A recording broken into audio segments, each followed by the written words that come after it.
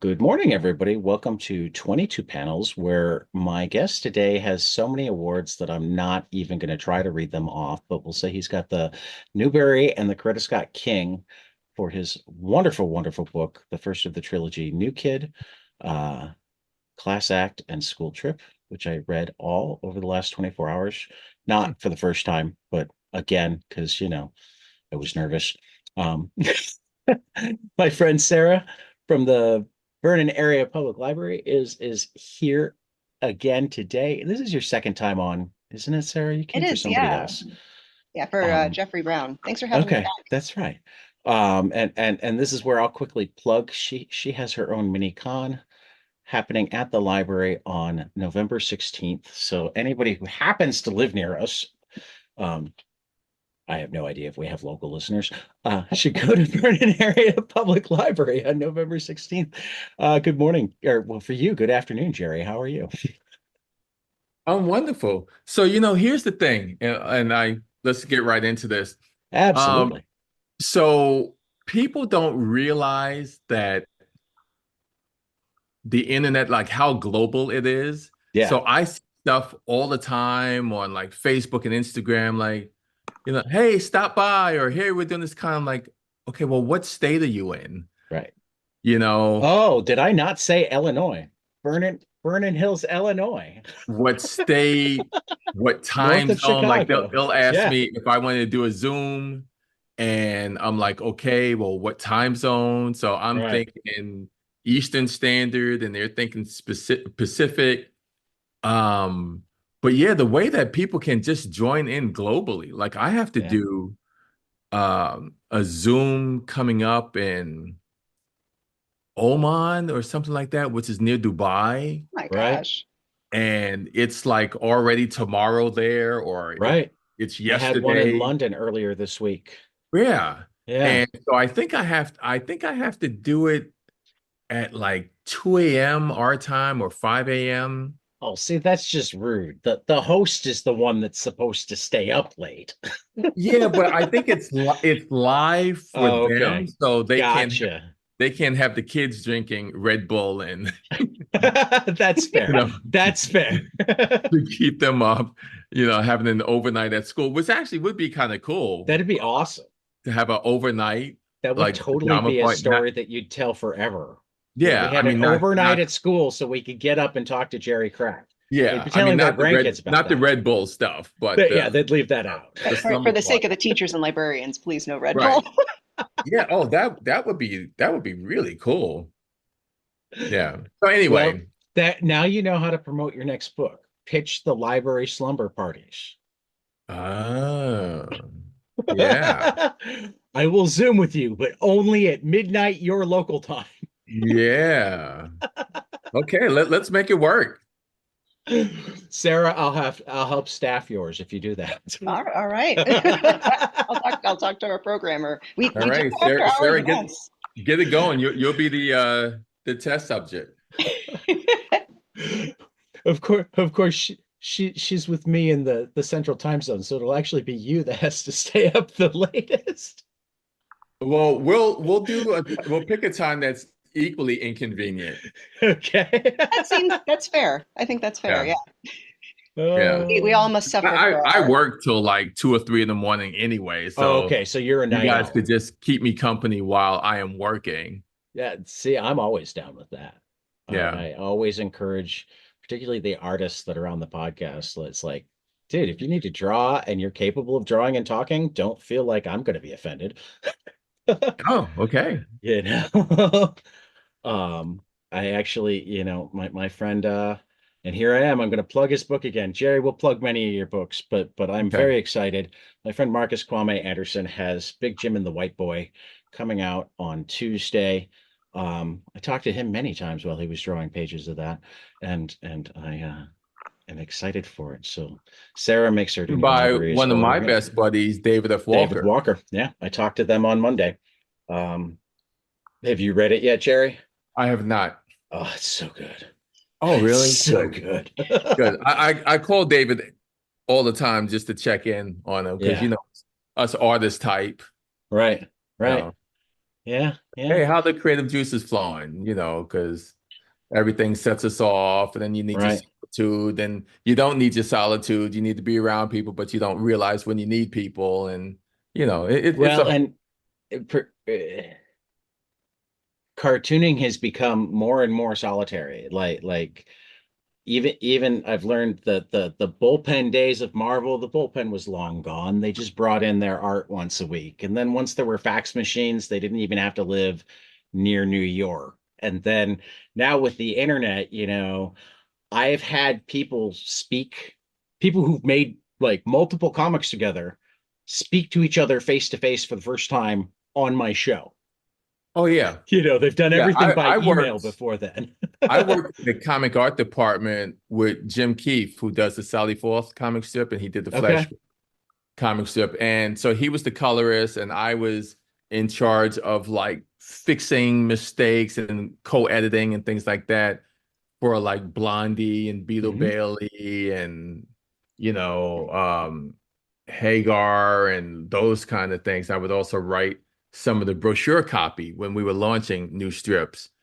And I remember calling up Bud Blake, who did one of my favorite comic strips called Tiger. And he's like, I've not spoken to someone from King Features in 25 years. The check comes Right. automatically. I send in the artwork, you know, unless something happens, there's no need to talk. It's And Jim and I actually drove up to Maine to see him. And then we started doing that annually just to kind of check in and visit because he was one of the best. Yeah. Yeah. I mean, I I no, no, Sarah actually has prepared questions. So she's ready to start. I'm going Yeah, to let her no, Sarah's ask like, because she okay, made good okay, ones. guys, come on. no, I Oh, we'll was get back to it. what I was gonna say is like I love hearing though that there's such a supportive community among artists and writers and things like that too. Like hearing that, you text all these folks and everything. I haven't had a chance to read that title yet, but I read your short story in Black Boy Joy, and like just the idea of all of you chatting with all of these other amazing artists and authors is just it's wonderful. You know what's funny though is that there are subgroups within the larger groups. Oh So, yeah. for example, when I started meeting comic book guys, then they were like, "Oh, yeah, the comic strip guys never talk to us." So it's like the comic strip guys, the comic book guys, then there's kind of like the indie comic Mhm. guys. Now I'm part of like the graphic novel guys, Right. like the specifically the middle grade graphic Right. novel, like the Raina Telgemeier, Maria Scrivan, and Kazuo Kibuishi, and of course Jeff Kenny and people like that. So there's so many like little factions that's really kind of interesting. You actually, I mean, we got to meet at Cartoons Crossroads, Columbus, and you just defined why that's my favorite comic convention because it's the Yeah. one place where like everything meets. I mean, this year there was even a superhero guy there, you know. Yeah, how'd he get past security? I don't know, Like what but what I is was that I about? was joking with him because Chip Zdarsky was there, and he'd written in his newsletter that it was weird that he was going to this con and he only had 2 hours that were blocked out. He had 1 hour of signing and 1 hour for discussion, and he's like, I'm actually gonna have like time. I don't know what this is like. I always like I Oh yeah, fly in and working I'm artist either alley and signing or I'm yeah. Yep. at a panel or I'm meeting with people or and I actually bumped into him before his panel and we know each other a little bit. So I gave him a hard time. I'm like, yeah, Chip, what you left out is your 2 hours are his 2 hours. And I pointed to Jeff Smith 10 feet away. So your panel's not even going to be packed. Oh, right. Exactly. And it wasn't. I mean, it was close, but there were at least a dozen empty seats in his Right. panel. And what's so funny, well, what I liked about Cartoon Crossroads is I spent as much time fanboying as Right. I did on the receiving end. Hmm. So Jim Keefe and I did the tour of the Billy Ireland Museum. And in our tour So group, amazing. we look over in the tour group.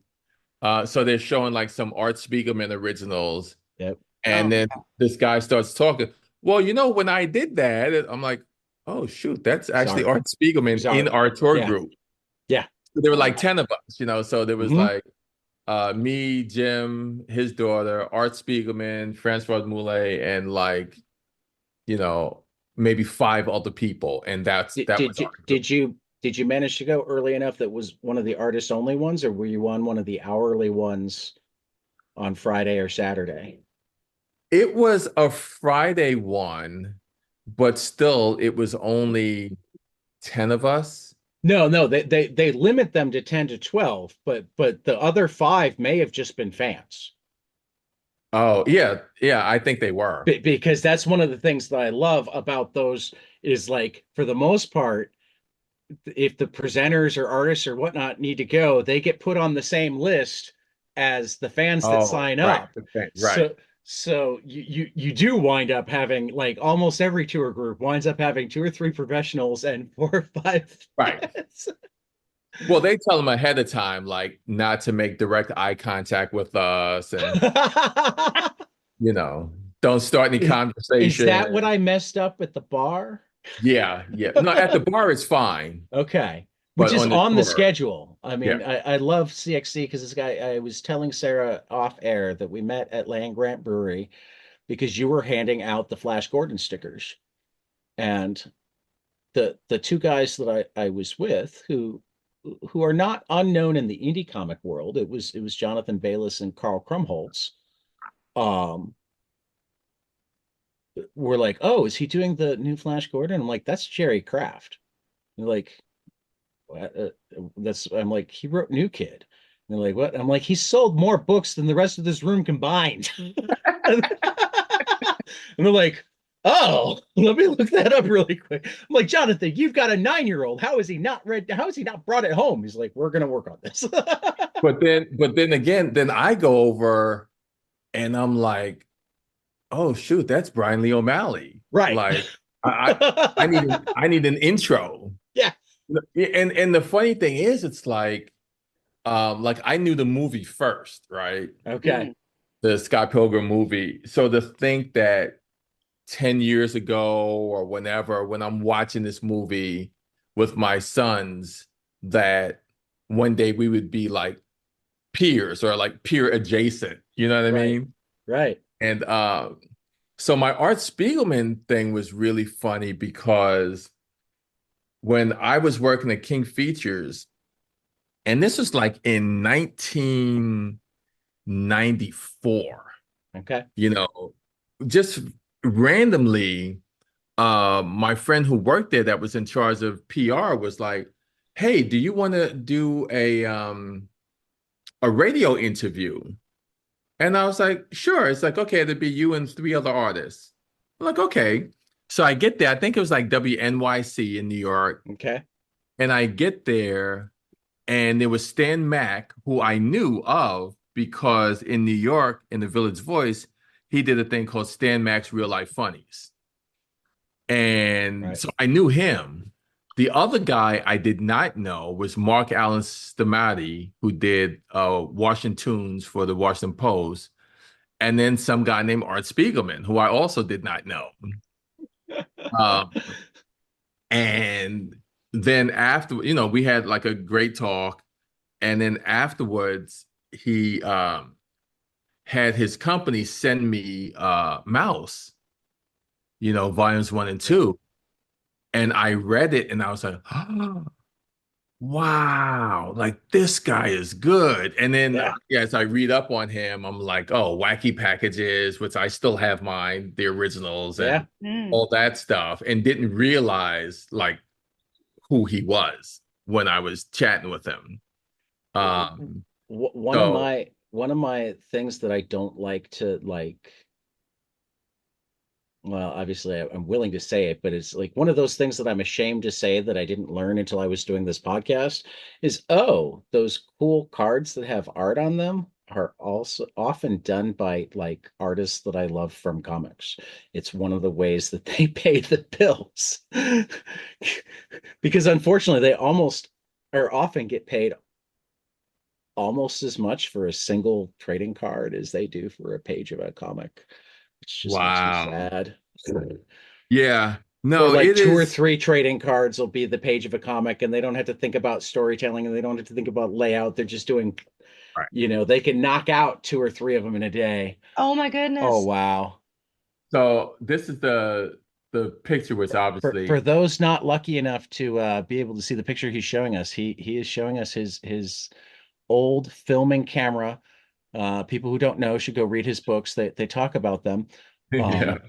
Um, So that's picture me, with him and Mark Mark Ellis Dematis, Anthony. Yeah. Stan Mack, and Art Spiegelman. And Wow. so one of the funny things about that discussion was that they were talking about how their editors were always like, calm it down, calm it down. You're going too, you're shaking up too much. Right. And they were like, Jerry, don't you get tired of that? And I'm like, no, I get the opposite. I felt like and specifically in this case, as a black cartoonist, they always wanted me to be more in your face. And I always only wanted to do family comic strip. Gotcha. So they were always like, because I did a piece for the Village Voice, their year in comics review, and they were like, hey, this is good. We like the concept, but can you curse? Can you do this? I'm like, dude, that's not what I do. Do right. So it was really funny. And then so Stan Mack actually did one of his real life funnies on that situation of me being told to like, you know, uh upset more apple carts, you know. Yeah. And that's actually he just released a collection of his real life funnies and that one made the It cut, made which it. Is that the one from Fantagraphics, the Stan Max yes. Real Life Funnies, Yep. collected conceits, delusions, and hijinks of New Yorkers from Oh, 1974 to 1995? yep. So I just made the cut because I think that was like 1994 Okay. that we met. And then who knew that the next time that I would meet Art Spiegelman would be virtual Okay. because we were both interviewed on MSNBC Yep. I was for watching. having our books banned. I was watching. That was Yeah. I literally sent you an email. I mentioned at Cartoons Crossroads that we had emailed once. I sent you a message on Facebook while you were live on MSNBC asking you to be on the podcast. And you asked, what the details were. And I was honest. We're a couple teachers. We'd love to talk to you. And we're really small listenership. So if you don't have time, don't even bother to get back to me. And you didn't. And that was fine. You know what? Like, so I don't have people. Right. You know what I No, mean? that's what I figured.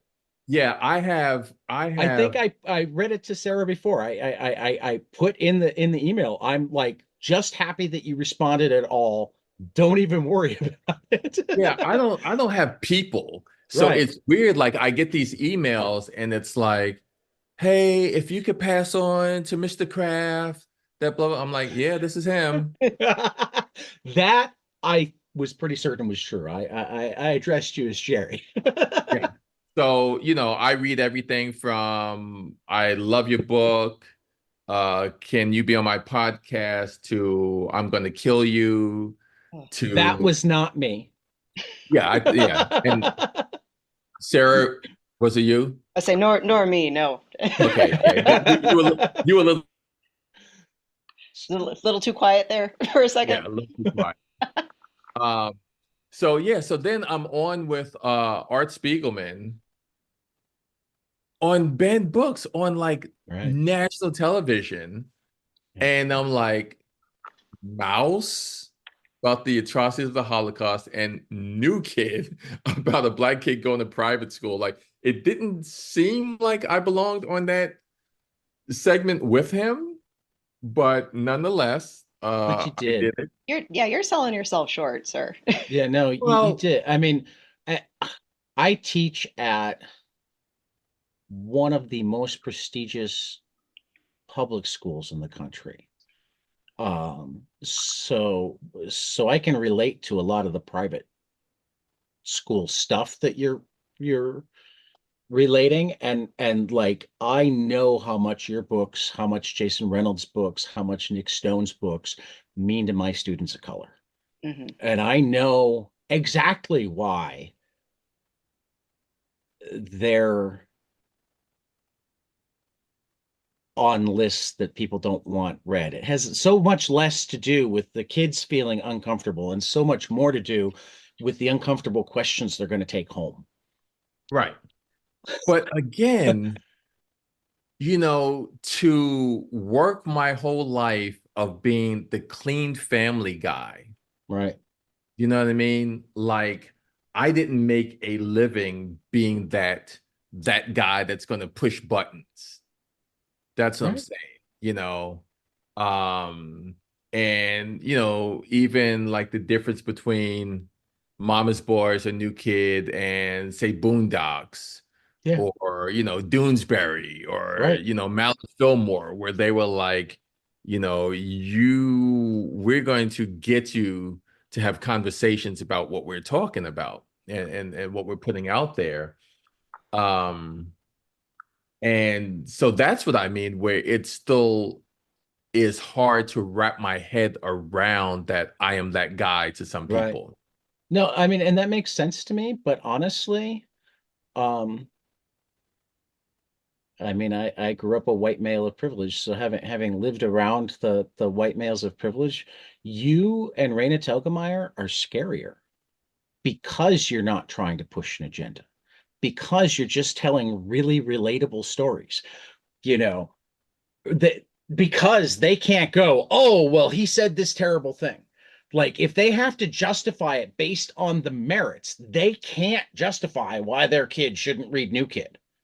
So they need to try to hide it in this long list of other stuff, even though it's the book that they care about. Hmm. And you're Oh. speaking your truth, Right. and that's Of something stuff that's that actually important. happened to me and my Right. kid. Well, and stuff that they know still happens. Yeah, right. Okay, that's interesting. I mean, for that matter, where it becomes really, really difficult is that, and in rereading it, I really noticed this and appreciated it. The white teachers that, in trying to show that they care, make the black kids uncomfortable anyway. Yeah.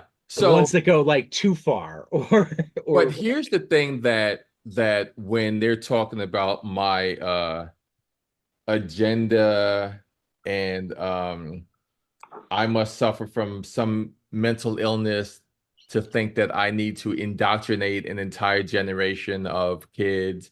Like those are the emails I get, or yeah. I'm going to burn your book. I'm like, well, can you at least buy it from an independent bookstore? I love that. Buy two, Right. give one to a friend to burn, because then at least you know what I mean? Like at least you're helping the community. You're helping the independent bookstores. Yeah, yeah, yeah.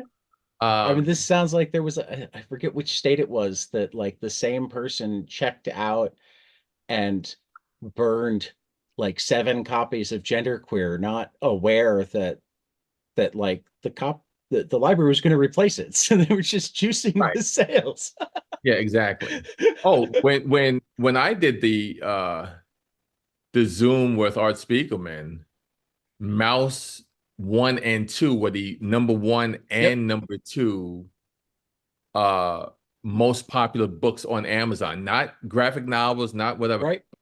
Well, One and and and the two. one volume edition was like number 5. Yeah. And I had no idea that Art being on TV with me would have propped up his books that much. Right. Well, I mean, you are that Art, cool. And Art is a sweet, sweet old man, but I mean, he's an old man. People, Art, if you're listening, because I did plug my podcast to you, and Bob, if you're listening, tell Art I'm joking. I'd still love to have you on. But I mean, of course, it's going to prop up his books because you're cool. again, No, this but idea of no, artists promoting artists. Yeah. no, it was so I went to So I have been trying to get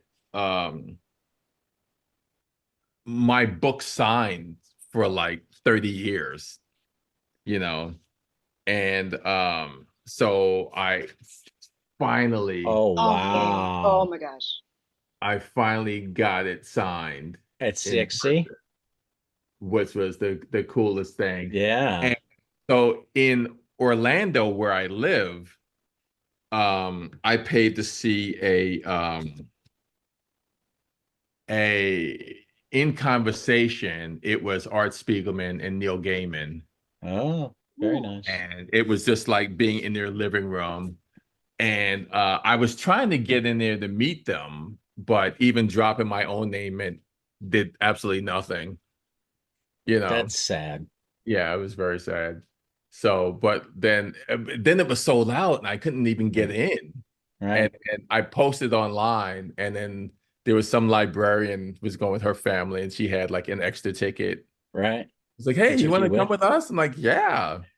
That's that's I mean, this is why librarians are amazing. Um, Librarians, English teachers, whatnot. Um, what's been, I mean, I know that you do the tours. What's been your experience with the librarians and teachers? I mean, have Oh, you been amazing. surprised at And you can be honest, it's okay. No, no, no, no. It's been amazing. I mean, even in Texas where there's so much pushback, but in person, it's not been that. I mean, Texas is both the most supportive and least supportive simultaneously. So right, like when you go like Rosebrook has the North Texas Teen Book Festival, thousands of kids like excited about books. And then you've got TLA and the Mhm. Texas Book Festival, and you've got like when ALA is there, and Austin has like the Kirkus Prize, and there's just so many. I did a library maybe in Dallas, and it was like sold out, like standing room. You know, I did a bookstore in Brown Sugar Books and Cafe in Katy, Texas, where the banning started, Ooh. and it was the biggest um crowd I've ever gotten at a bookstore. It's like 250 people, and they came in and they were, Katy, Texas is not like this. We're so sorry. People were in tears. Um, they we like sold out of books. It was amazing. And then you get people online, oh, well, there's no such thing as book banning and this. And then, I talked to the bookstore owner the other day, and she had to shut down and move because, it kept getting vandalized and graffiti and people coming in threatening her. And these are things that people who just normally like, oh, that doesn't happen. That doesn't exist. Oh gosh. And I'm Was that like, after your event? That yeah, after. oh my gosh. Not directly after, not because of my event, but just in general of the things that she was trying to do of bringing in different voices and being fair to everyone and sell books and things like that. Um, but yeah, so she actually had to shut down. that's And Such a shame. so yeah, it is real, the stuff that's happening. So for someone to constantly be like, oh, there's no such thing as a banned book because you can go on Amazon and just buy it whenever you want. I'm like, yeah, but not every kid has has Amazon, access. So right? if you take my books out of a school library, which they have done, where a kid can get it for free and check it out and be like, oh, okay. Oh, here's a book. I can take this for free. Let me start it. And if I like it, I'll finish. If I don't, I can give it back and take out another book. Um, but you don't understand how that does limit access. And then, if you have schools that are afraid to buy it, or, when you have artists where their school visits are canceled, which I have Right. had. Mm. And that's also part of, because a lot of people don't know when you get your royalty statements from books, it's only twice a year, Right. you know, and so you have to kind of budget your funds throughout the year. So when you have things like school visits and things like that, that really helps you to be able to work on the next project. Right. So when you are doing that, then yeah, you are definitely putting economic sanctions on artists. You know what I mean? So it is a real thing. So to just always be like, oh, that doesn't exist. It's like, okay, you're not even looking to have a conversation. Like I've never had anyone say that my kid read your book and was offended by this, or we did a focus group and actually talked to kids. Right. I get How many people. of them have even known the name of two characters? Oh yeah, when I mean, one of the you should do like the Nirvana t-shirt gatekeeping. What's your favorite, what's your least favorite character? You want to ban my book? What's your least favorite character's name? right, uh, there is a guy that tweeted. He says, I picked up a copy of Jerry Craft's New Kid, expecting like some Nat Turner revolt kind of thing and police this and that. I mean, And if he wants like, that, Kyle Baker did a great job. right, absolutely right. And he was like, I love the book, but I was really disappointed because I was looking for this and it wasn't that. Right. It wasn't the They were looking for critical race yeah, theory. yeah, critical race theory, Marxism, those are kind of things that I get. Um, and I'm like, okay, Yeah. Yeah. Well, I mean, it comes down to they haven't read. Mhm. And and I mean, there's nothing scarier than the idea that um you should challenge your own worldview. yeah, At least to some people. Me, I like challenging my own worldview. That's oh like yeah, what makes life absolutely, worth living. yeah, But for some people, like the idea that you would like challenge your worldview, I mean, Well, and right. that's And when they say it's hard to hate someone up close, I yep, realize that more. It's like if there are people that from a distance I didn't like or thought I wouldn't like them, right. and then you meet them and it's like, wow, that Tad's a nice guy, Yeah, well, thank you. you know. I mean, it's like drama. Raina Telgemeier's book is all the lists that New Kid makes it to, and it'll talk about the gay relationship, between two tertiary characters that is like Oh only yeah, mentioned in passing, but that almost makes it worse because oh my God, they have a gay relationship, and you're not making a big deal out of it. right. Because you're normalizing it. Yeah, they're just gay. What? Yeah. How could that be? And that's the thing in New Kid, I didn't even have any gay characters Right. because I like the whole own voices thing, and I I I would rather leave that to an author that knows and for me to guess, Right. Right. and get it wrong. Well, and it's middle school, so they don't have to be gay or straight. yeah. Yeah. See, and And You know. yeah. I And just I'm want like, I just leave that. Yeah. I don't want to like I said, guess and get it wrong. So the fact that to be in the position where I am and not talk about drugs, sex, police, violence, slavery I mean, you did have the one police officer in Paris. in Paris, yes. And Yes. then in Class Act, I have a police officer, but I made sure I made him That's right. the nicest. I actually based him on Jim Keefe, just like the Okay. nicest guy. And he's just because that happened to me in real life. Yeah. I was in Stamford, Connecticut, and I'm driving, and there's a police officer standing there because there's like a construction site, or whatever. Right. And he like leans in at me and goes, "Sir, I'm gonna have to ask you to get rid of that." And I'm like, I'm like panicking. I'm looking around to see like what. I'm like, what? He's like, oh, you're New York Giants gloves. Like, I'm a Patriots fan and I hate the Giants.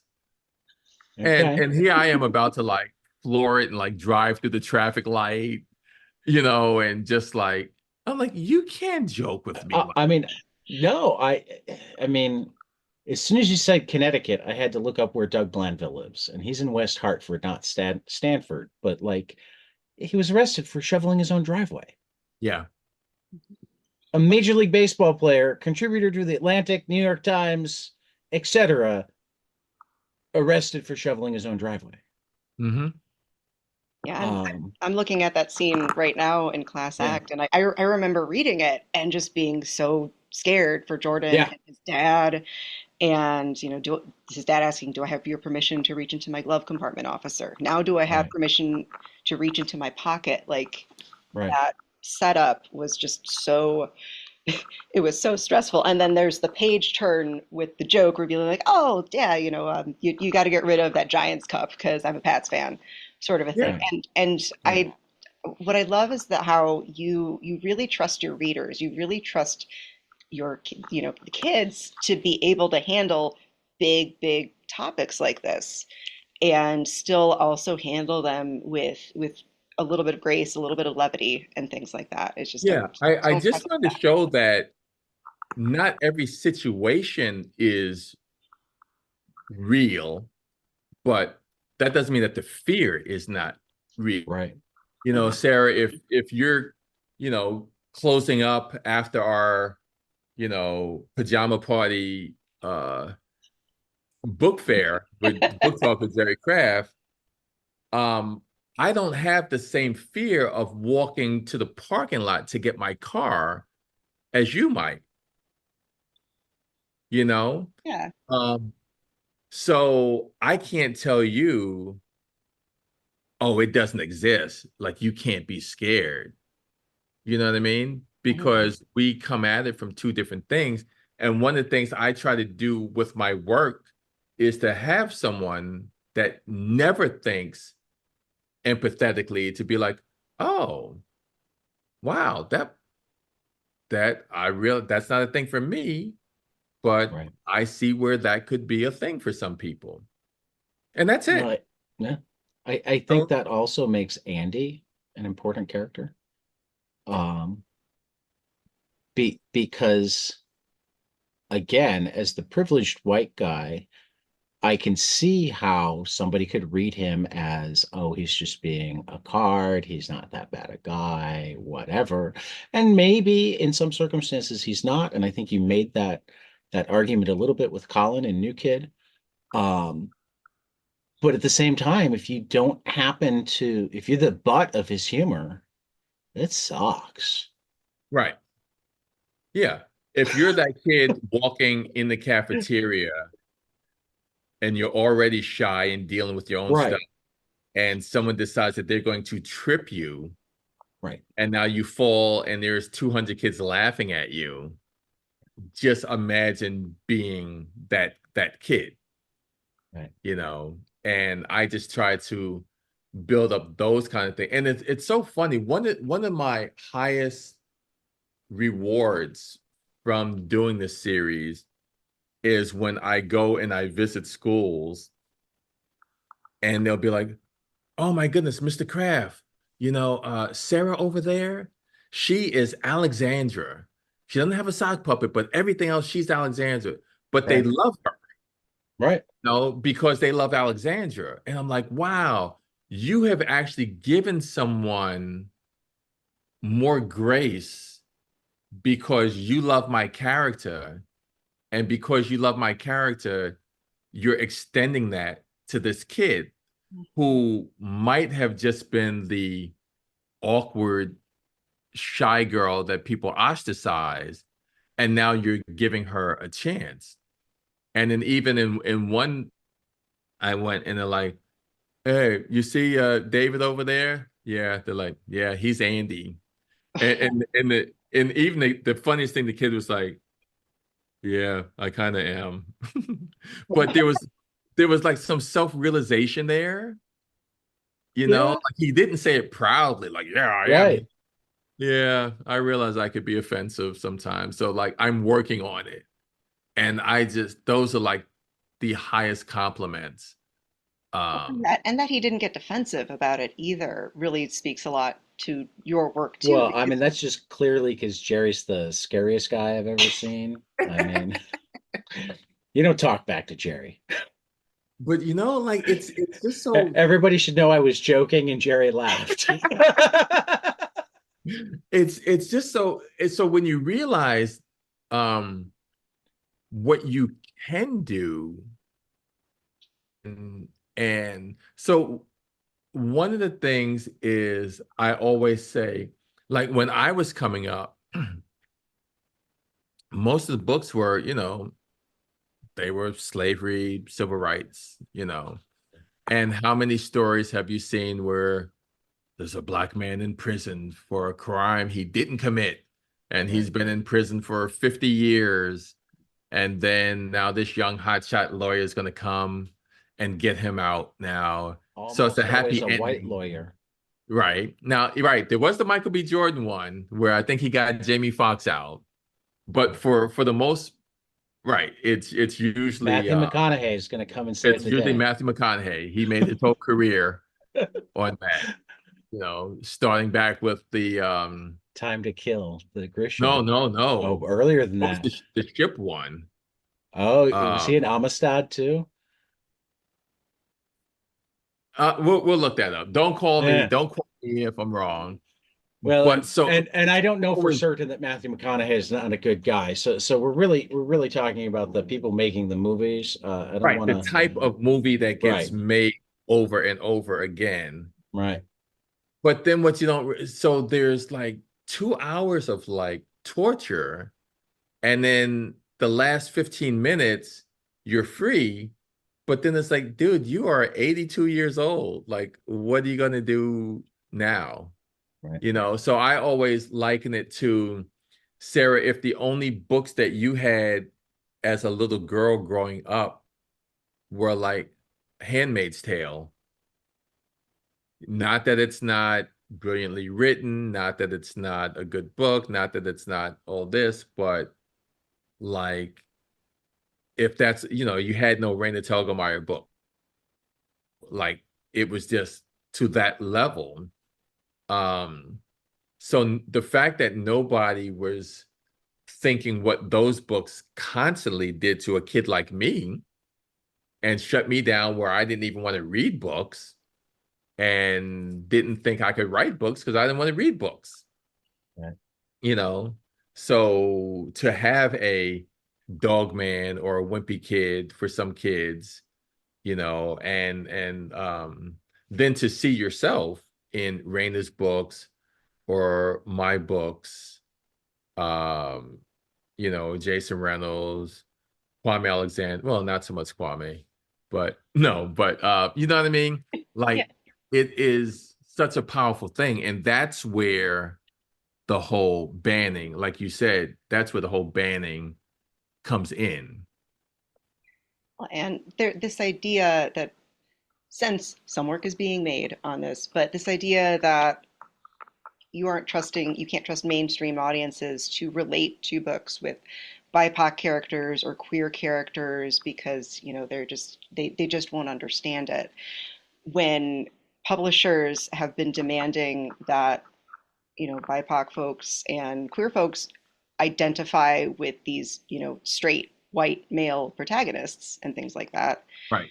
making that demand of them for years and years and years. Yeah. Oh yeah. I had a woman when School Trip came out, right? I don't think that my largely poor, largely African American kids will be able to relate to these kids going to Paris for a week. And I'm like, but your white kids can relate to a kid who goes to wizard school Hmm. and flies on a broom and fights dragons and Right. gargoyles and like that's relatable, but going to Totally. Paris is where you draw the line. Totally. Hmm. Yeah, Totally. Totally. yeah. Though actually, I think what they're saying, really, they don't realize it. But what they're saying is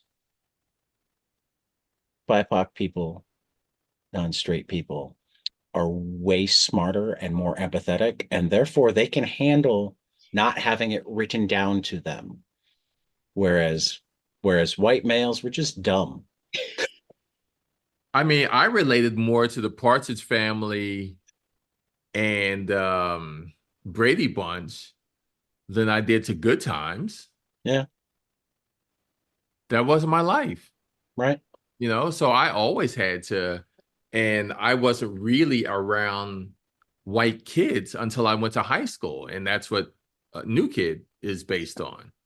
Just that revelation of like, oh, I'm in a completely different, like this is the multiverse, Yeah. you know.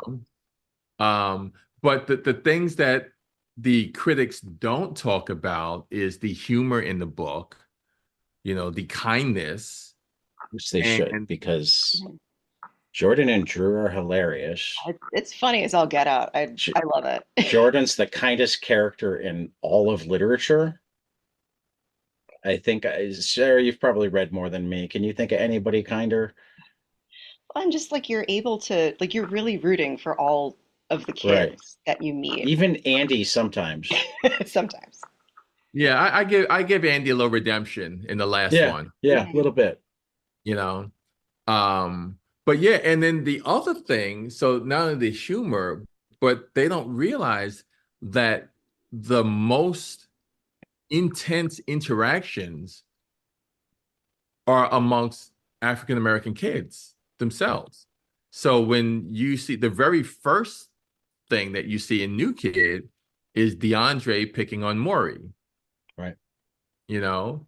And then in Class Act, you have Drew's friends from around his block in Co-op City kind of picking on him for, oh, you think you're all that for going to private school. So right, it is not a black versus white thing at all. It is a 12-year-old seeing race and class for the first time, right. no matter where it is, but just experiencing that and trying to learn and deal with it and cope with it. So that's why by the end of the book, his mom and dad are like, wow, you're like a new kid. So there's that double entendre of new kid. Mhm. Yeah. Um, and so that was kind of like what my goal was. So, um, I know you've covered this elsewhere, but just for the sake of it, like, what was the spark? What took you from daily comics, editing comics to putting this together? Um, So I could not get published at all. And in fact, there was one, so I would send out uh copies of my Mama's Boys comic strip. I wanted to put that in book form because at the time comic strips were really popular. And you had companies like Andrews McMeel, and they would publish collections, mhm, Far Side, um, Calvin and Hobbes, for better for worse. And I wanted to do a book of comic strips based on this black family. The mom owns a bookstore. The kids hate to read. And I just didn't see a lot of happy books with black characters. You know, I didn't see any books where a Black character had a household name, like, oh, that's Greg Heffley, Mm. you know, that's, Percy Jackson, that's Harry Potter. Like, I, even to this day, it's hard to, when I ask rooms full of librarians, like, who's that character where you know their name? Like, they are Ramona Quimby, they are Margaret, they are Madeline, you know? And so I wanted to, in fact, in my entire life, it's almost been Fat Albert, and that's not a book, it's a TV show. And then even then, when you looked at it, the kids played in the junkyard, so that's, even though we didn't realize it at the time, but it's just like, it's already showing that we deserve less, like really junkyard, like there was no episode where Fat Albert gets tetanus for stepping on a rusty nail and, like that kind of thing. Um, which probably would have got me in trouble because I would have done the Fat Albert gets tetanus. I mean, that was an after school special, but they focus grouped it and Right. decided that it would be more relatable if it was a white boy, and if rather than getting the tetanus from a junkyard, he was at a haunted house that had been put together shoddily, and somebody had just happened to drop a nail on the ground. Oh, yeah. Yeah. Mm. Yeah. And so, I mean, that's I how mean, that pitch would have gone. You know, that's how that pitch would have oh, gone. yeah, You start absolutely. with And I'm uh, like, no, but the whole point was showing that these kids don't have a playground, that they play in the junkyard. right. No, no, no, we're not going to show that. So in like 1996, I'm sending out proposal for Mama's Boys book. And rejection, rejection, rejection, which is like, okay. Um, and they're all form letters. So you look at it, and if you see Dear Sir, Madam, you know immediately that it's, they don't want you. And I got one, and it was different. It wasn't that form letter, and it said Dear Jerry. And I'm like, this is different. I'm like, wow. And it basically said, Dear Jerry Craft, you know, using the black sitcom style of humor, which I was immediately offended because I wasn't trying to do Good Times or That's My Mama, you know what I mean? I'm trying to do something with a little sharper edge to it, a little more insight. It should work, but somehow with Mama's Boys, it does not. So the fact that the idea that this will be published and sell seem even dimmer to us. So basically, like, what are you doing here? Like, this is So not a so thing. so it's like you're sitting there going, why didn't you just send me the form letter? Absolutely. Why That was didn't you the just send that me the was the form? Andy letter. Right. Why didn't you just send me the form letter? Because it's like, hey, you're close. It felt like, hey, you're close. You might be onto something. Let's derail that. Yeah. You know what I All the mean? stuff that you cared about, let's get rid of that because It was that's the part like, that won't.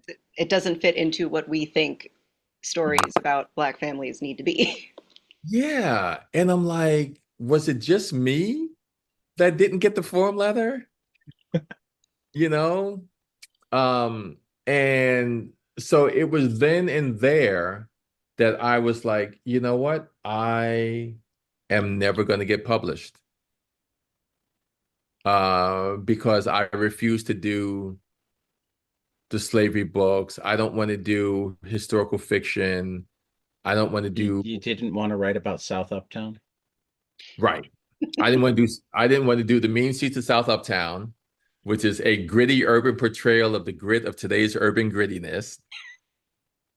I didn't want to do another book on Harriet Tubman. I didn't want to do another book on Martin Luther King. So, I mean, to be fair, Joe Illidge and Marcus Anderson are working on a Harriet Tubman book that looks really good.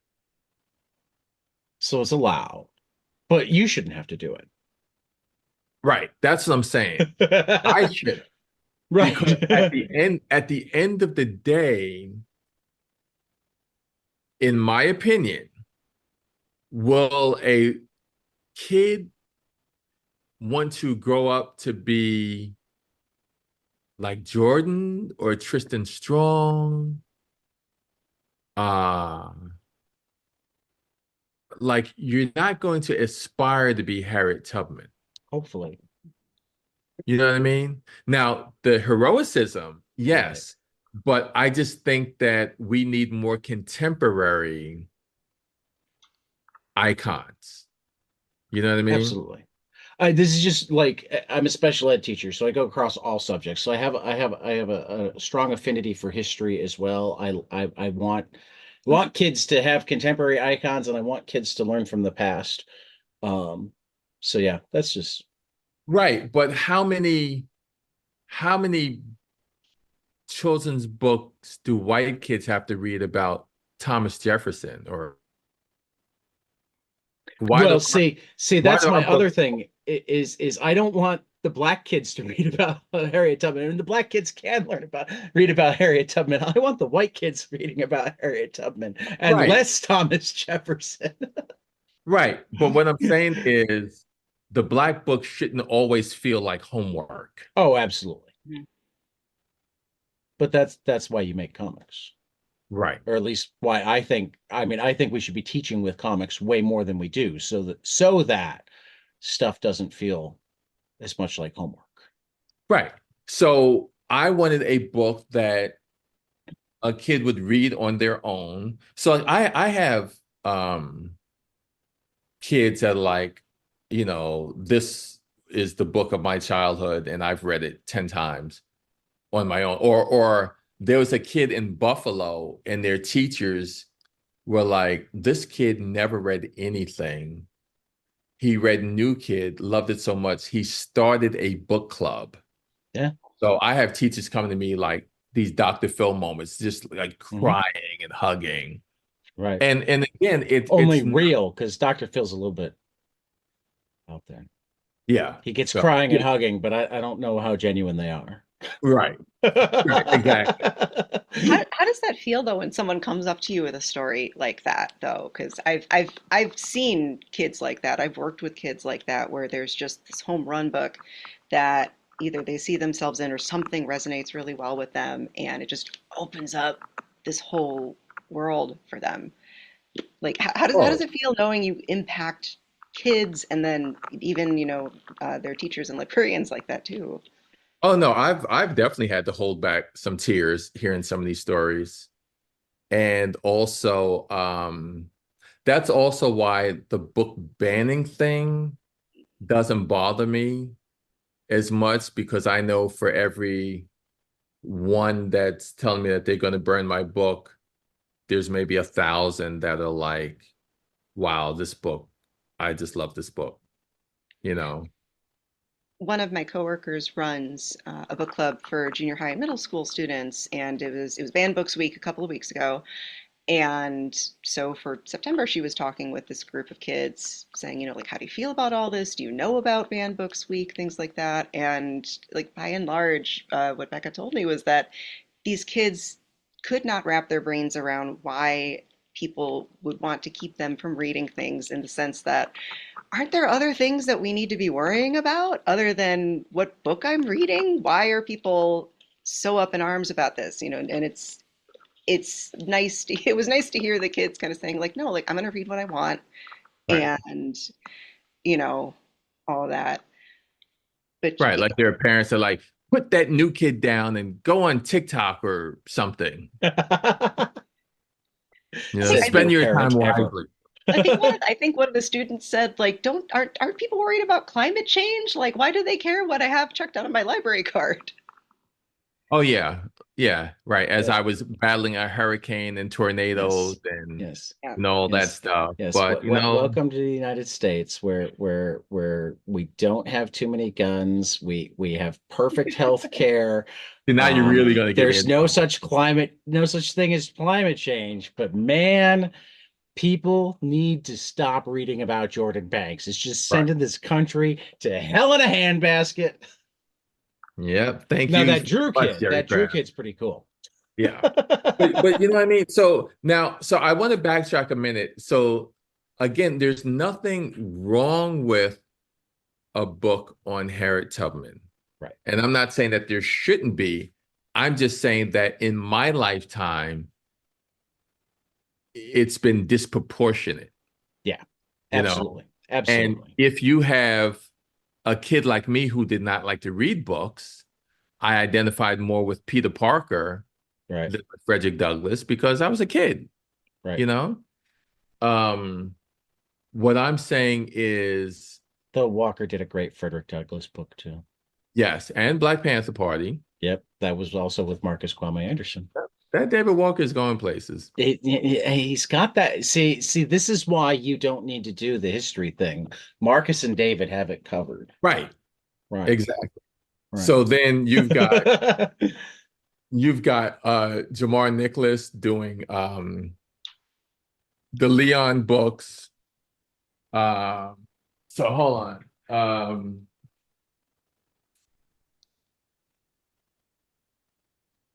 So you have got Snips. I love. Raul is really cool, and this is basically they are superheroes who are basically barbers. Nice. And Raul is, three-time Pulitzer Belpré award-winning illustrator. I mean, really good guy, and it's fun and funny. It's a graphic novel. A tremendous artist. Yeah, absolutely. Um, Weirdo by Tony Weaver Jr. I just got that book. I just got that book. I'm so Yeah, excited about it. and I don't blurb a lot of books, but I did blurb that one. Really good book. Um, and then Jamar does the Leon books. Leon the Extraordinary. Yep. And then there's this a new one of that.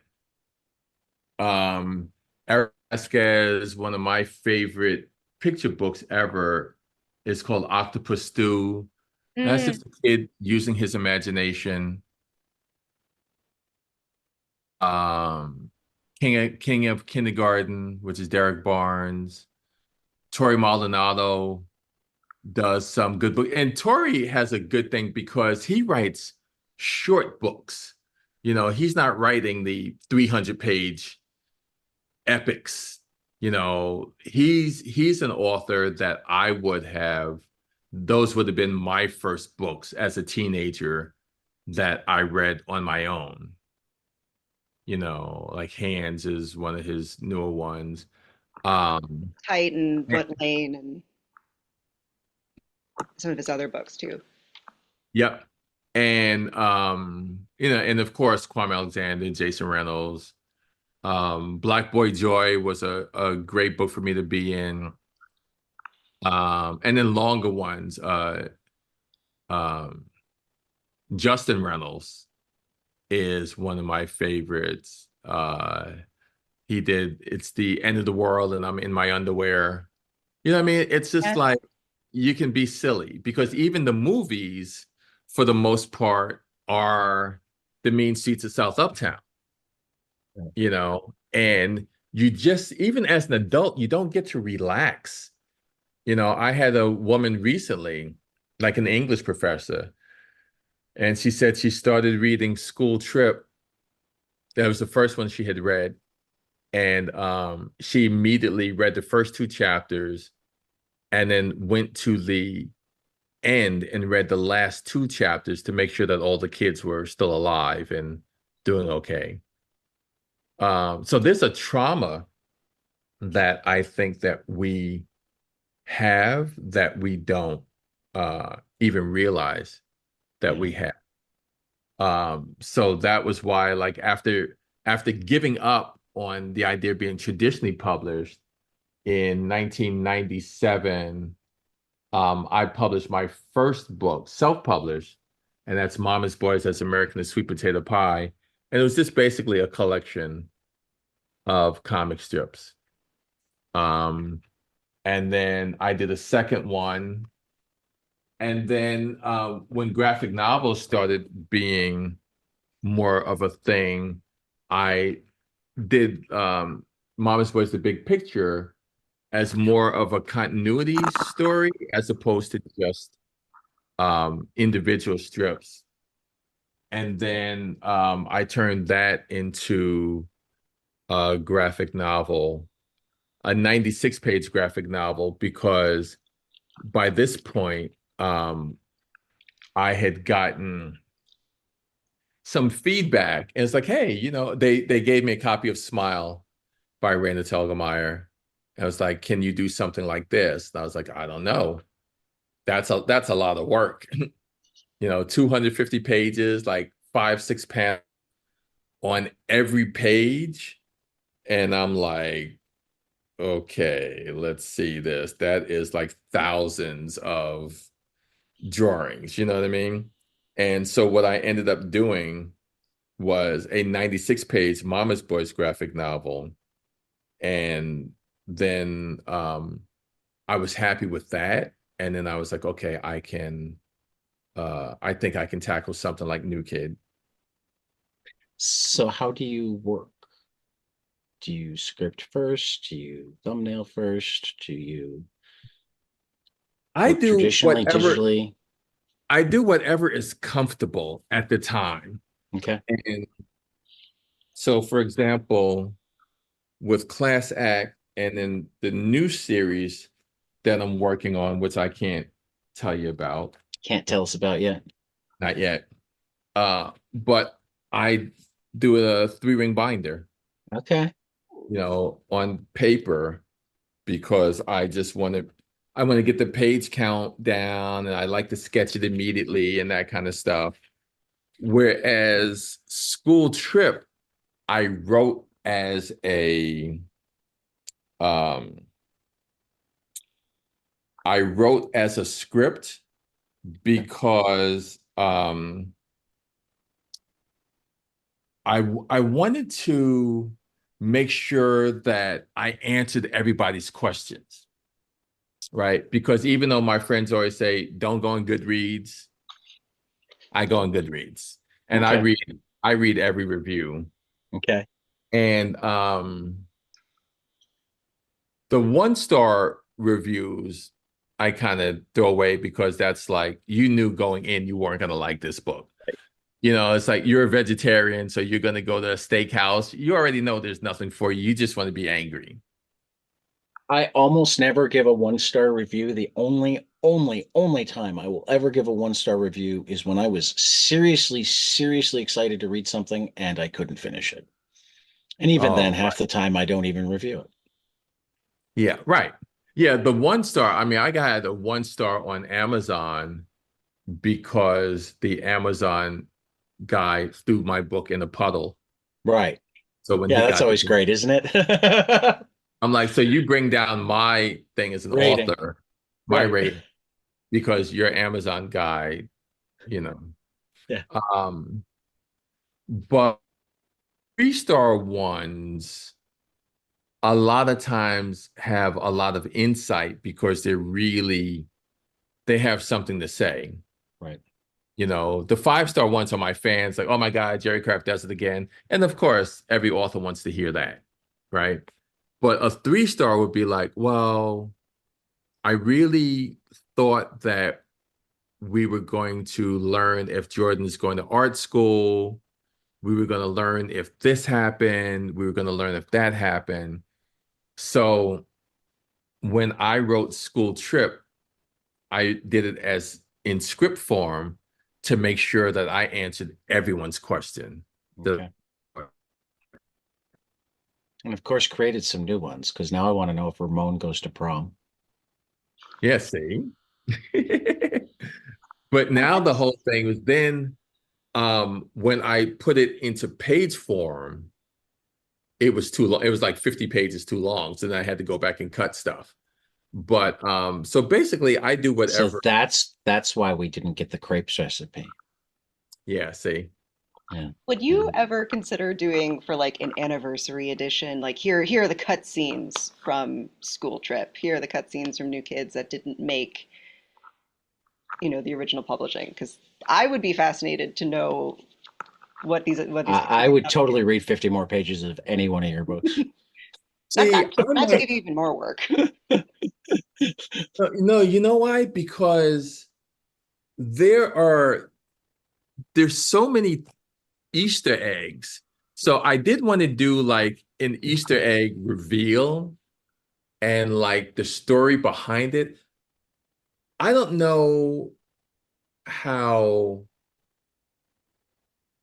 I mean, I think potentially it's interesting, but the whole like author Jerry Craft, like that now and that you're interviewing has only existed since 2019 when New Kid came out, Right. you know. So I don't have the always have that same Art Spiegelman who's been doing it at Right. this level for Right. 40 years. Well, when 2039 comes around and it's the 20th There you go. anniversary Mhm. of New Kid, go look at Jeff Smith's packaging on his college strips, Thorn. He just put it out. Uh-huh. And like the essays and stuff and the way, because that's like a master class in how to go back and look at your old stuff. Just throwing it out there. Oh, no, I would love to because New Kid got turned down 5, 6 different times. Uh So 5 or 6 different editors out there that are kicking themselves very, very hard yeah. and or Um, not working anymore. yep. I had to buy back the rights from a publisher before HarperCollins got it. I had to Oh, cash wow. in my 401k to Oh buy wow. back the rights.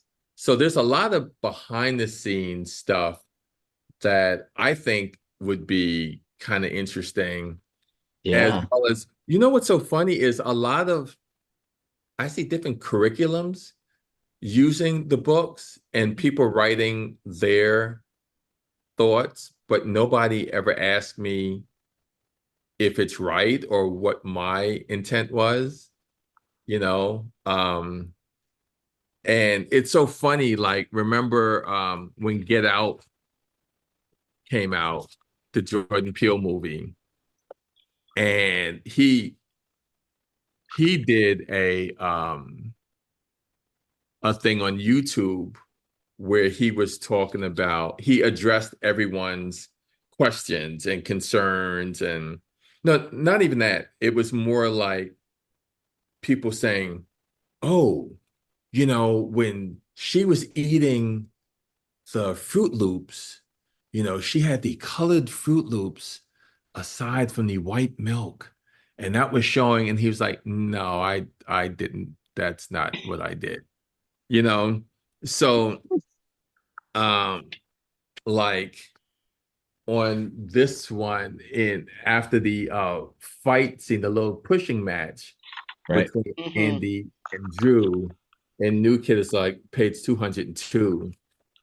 Someone writes like, "Oh yes, and on this page here, Andy is mocking the Black Lives Matter movement by throwing his hands up in the air like he's a victim, he's the real victim, and blah blah blah." And I'm like, wow, boy, the guy who did that is genius. Like, it wasn't my intent, but okay. Well, I mean, I think it existed before then, but Black Lives Matter really took off the year after New Kid, didn't it?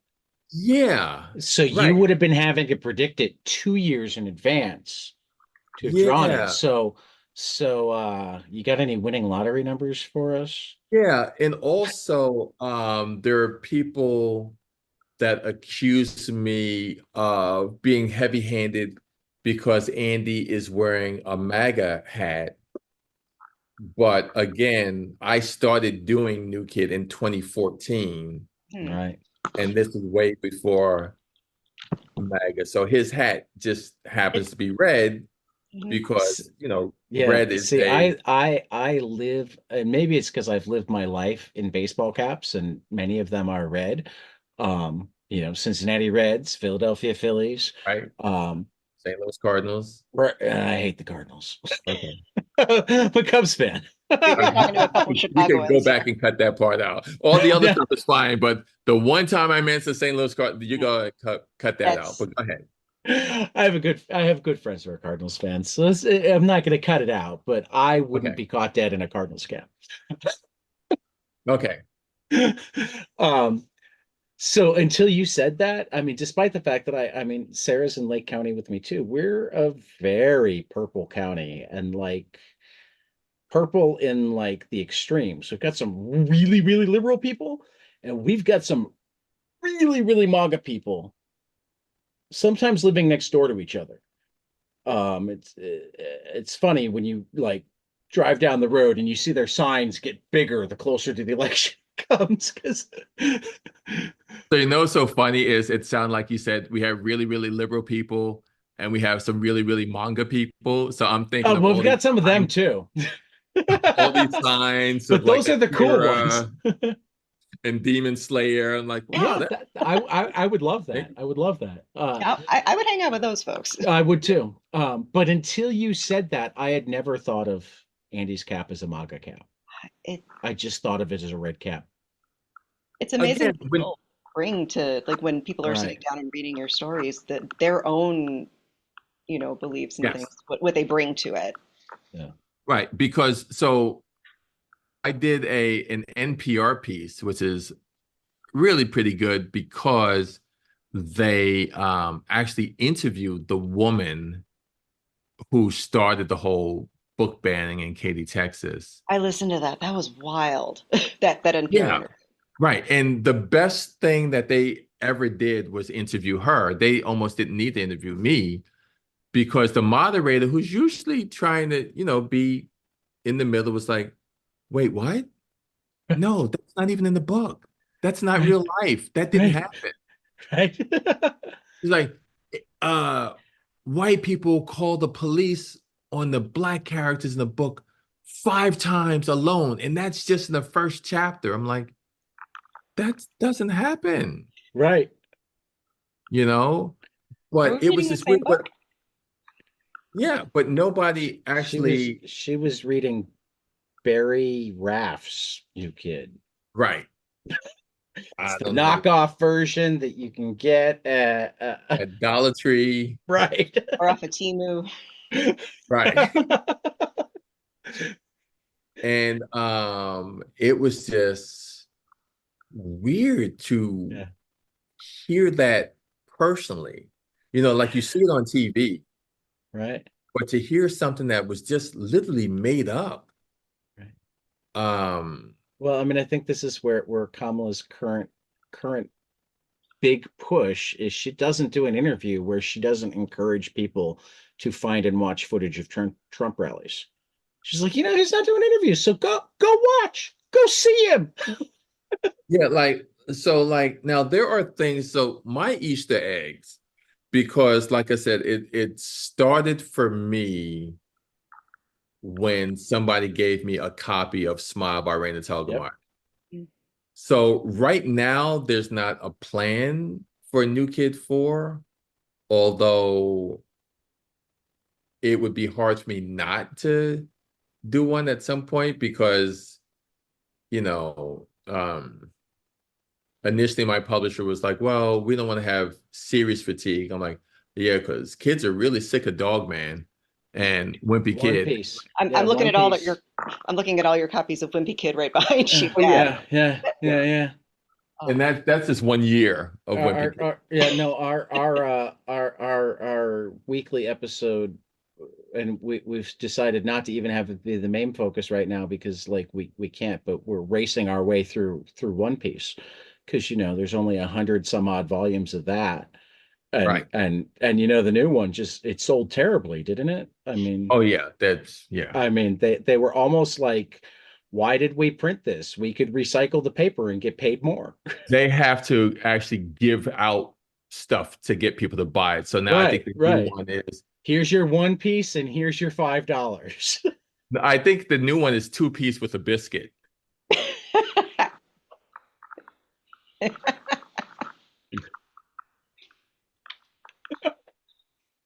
Making also me read that. choke. I'd also read that. So if this is the final, I did it as if it was the final. So I wrapped up everything, but that is why the very last word in the Smile. series. Well, Oh and the my page gosh. before that was a call Wait, out wait, to, wait. Sarah's reacting. And Alexandra's shirt. It's the cover of Smile. Oh, Huh? yeah, oh my God. yeah, That I love all of the callbacks and the references that you have, and like your chapter headings yeah.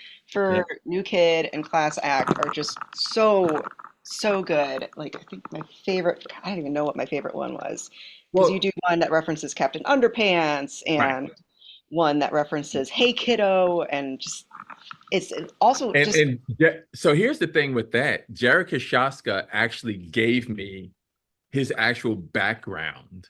what? Okay, I'm Yeah. flipping through that right now. And Hey Kiddo, which is really cool. So Oh, he gave me his actual background for that, which I thought was really cool. oh, that's wild. Yeah. So so what happens is in the first New Kid rejection, and I had just hadn't seen like I had no idea where this was going. Right. So I tried to put as much stuff as I possibly could. I tried to make it where kids would love it, teachers would love it, librarians would love it, like a Shrek, where like when I would take my kids to see Shrek, I would laugh hysterically at some parts, they would laugh hysterically at other parts, but we all liked it. So that's why I put in like the chapter references because I figured that would be like a good teacher thing and you could talk to the kids, but yeah, on the the Hey Kiddo in Class Act is his actual background, which I thought was very Same cool. same wallpaper. Oh. Yep. Well, I'm looking at your chapter headings now just for Yeah, I New did like Kid. the Mew Kid. Yes. Yeah, New Kid, Jordan Banks, the non-winter soldier, a Kwanzaa Yes. story, like, and what a great way to introduce kids to other Right. media and everything too. Because Yeah, and that's the thing. And I one of my favorite school visits, the kids didn't get many of the references. So the teachers then had such a good time. Like I think they did like teachers versus the kids, to see who could decipher the chapter headings, which is really, I mean, that just made me giggle. that Yeah. sounds like a fantastic game. Oh yeah, Well, and you also have the because roots. Go ahead. so you have New Kid in front of you, I do. Sarah. I do. So chapter two, uh, and see, I think at some point I would put together, um, yeah, Unblur my background. all the stuff that you miss because no one's gotten everything. Yeah. So what is that a reference to? So that is, let me unblur my The background. road to Riverdale, Yeah. there and back again. Yeah. Yes. Yes. And you got the two, like, was it T squares instead of Oh, very like good. swords, and Yeah, you but have what's my the axe. reference to? You have oh, the Lord of the Rings. Sorry. Yeah. Okay, there you go. The We Hobbit. are big Yeah. old, yeah, we are So big old. look at his pose. Oh my, oh, it's the same, but with the lacrosse stick. So I'm geeking out right now. Yeah. Oh, there's so much detail that you put into all of these Yeah. So books. It's just that's amazing. like right. So that is like a Bilbo Baggins. Yeah. Um, And then if you find the Kwanzaa story, what's that too? Oh, Mhm. I'm quizzing you now, Sarah. I know we're all for it. Yeah. No, a Christmas Story, and it looks just like the movie poster. And I'm trying to find it now. And you can say the page. So anyone that's listening at home, if they have new kid, they can just go and Yes, that's it. 122 on the digital. And 141 on in the print. Okay. okay. So now look at Yeah. that and look at this. Yeah. Yeah. Yeah. So remember he had to wear the pink bunny suit that his aunt bought him. And Yes. it's I'm sorry, it's not pink, it's salmon. Salmon. It's salmon, right? Yeah. The salmon bunny suit. Yep. And then I will give you two more since Sarah's having so much fun with this. I really enjoyed it. So this one, so chapter 7, page 106. 106. Okay. Class, please turn to your copies on page 106. Yeah. Yeah. Kill What is Bill. that? Yeah. Well, okay, so it's funny. Oh my gosh, this is terrible. His name, Bruce Lee. There So you go. just flew out of my head for a second. I am a terrible Asian American. It I was actually apologize. a reference to Bruce Lee. Mhm. Oh, And then so I did these things because it takes a year and a half out of my life to complete it. And then, a kid will read it in like half an hour, be like, when's your new book coming out, Mr. Kraft? I'm like, you better read that book again,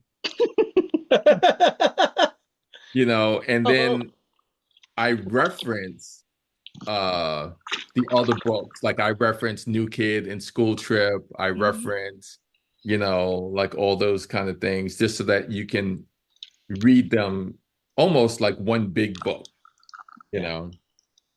And Well, and that's essentially what I've done for the last 2 days. It well, works and well that way. the kiddos get excited about it. Oh, I loved That that that page. when they recognize that thing and they're able to tell their friends or they tell their librarians like, oh, did you know, did you? I had one kid who kept What's our track. Thanksgiving dinner a reference to? Is that oh, Rockwell. Oh, I love it. So same curtains and stuff. So Right. basically, I just wanted to do uh, this family like as an American family. Right. So when I did the Thanksgiving scene, I used the Norman Rockwell painting because that is Americana at its best.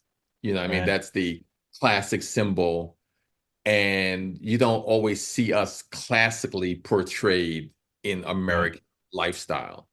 Right. So I just try to normalize that as much as I could. I love it. Oh, I love that.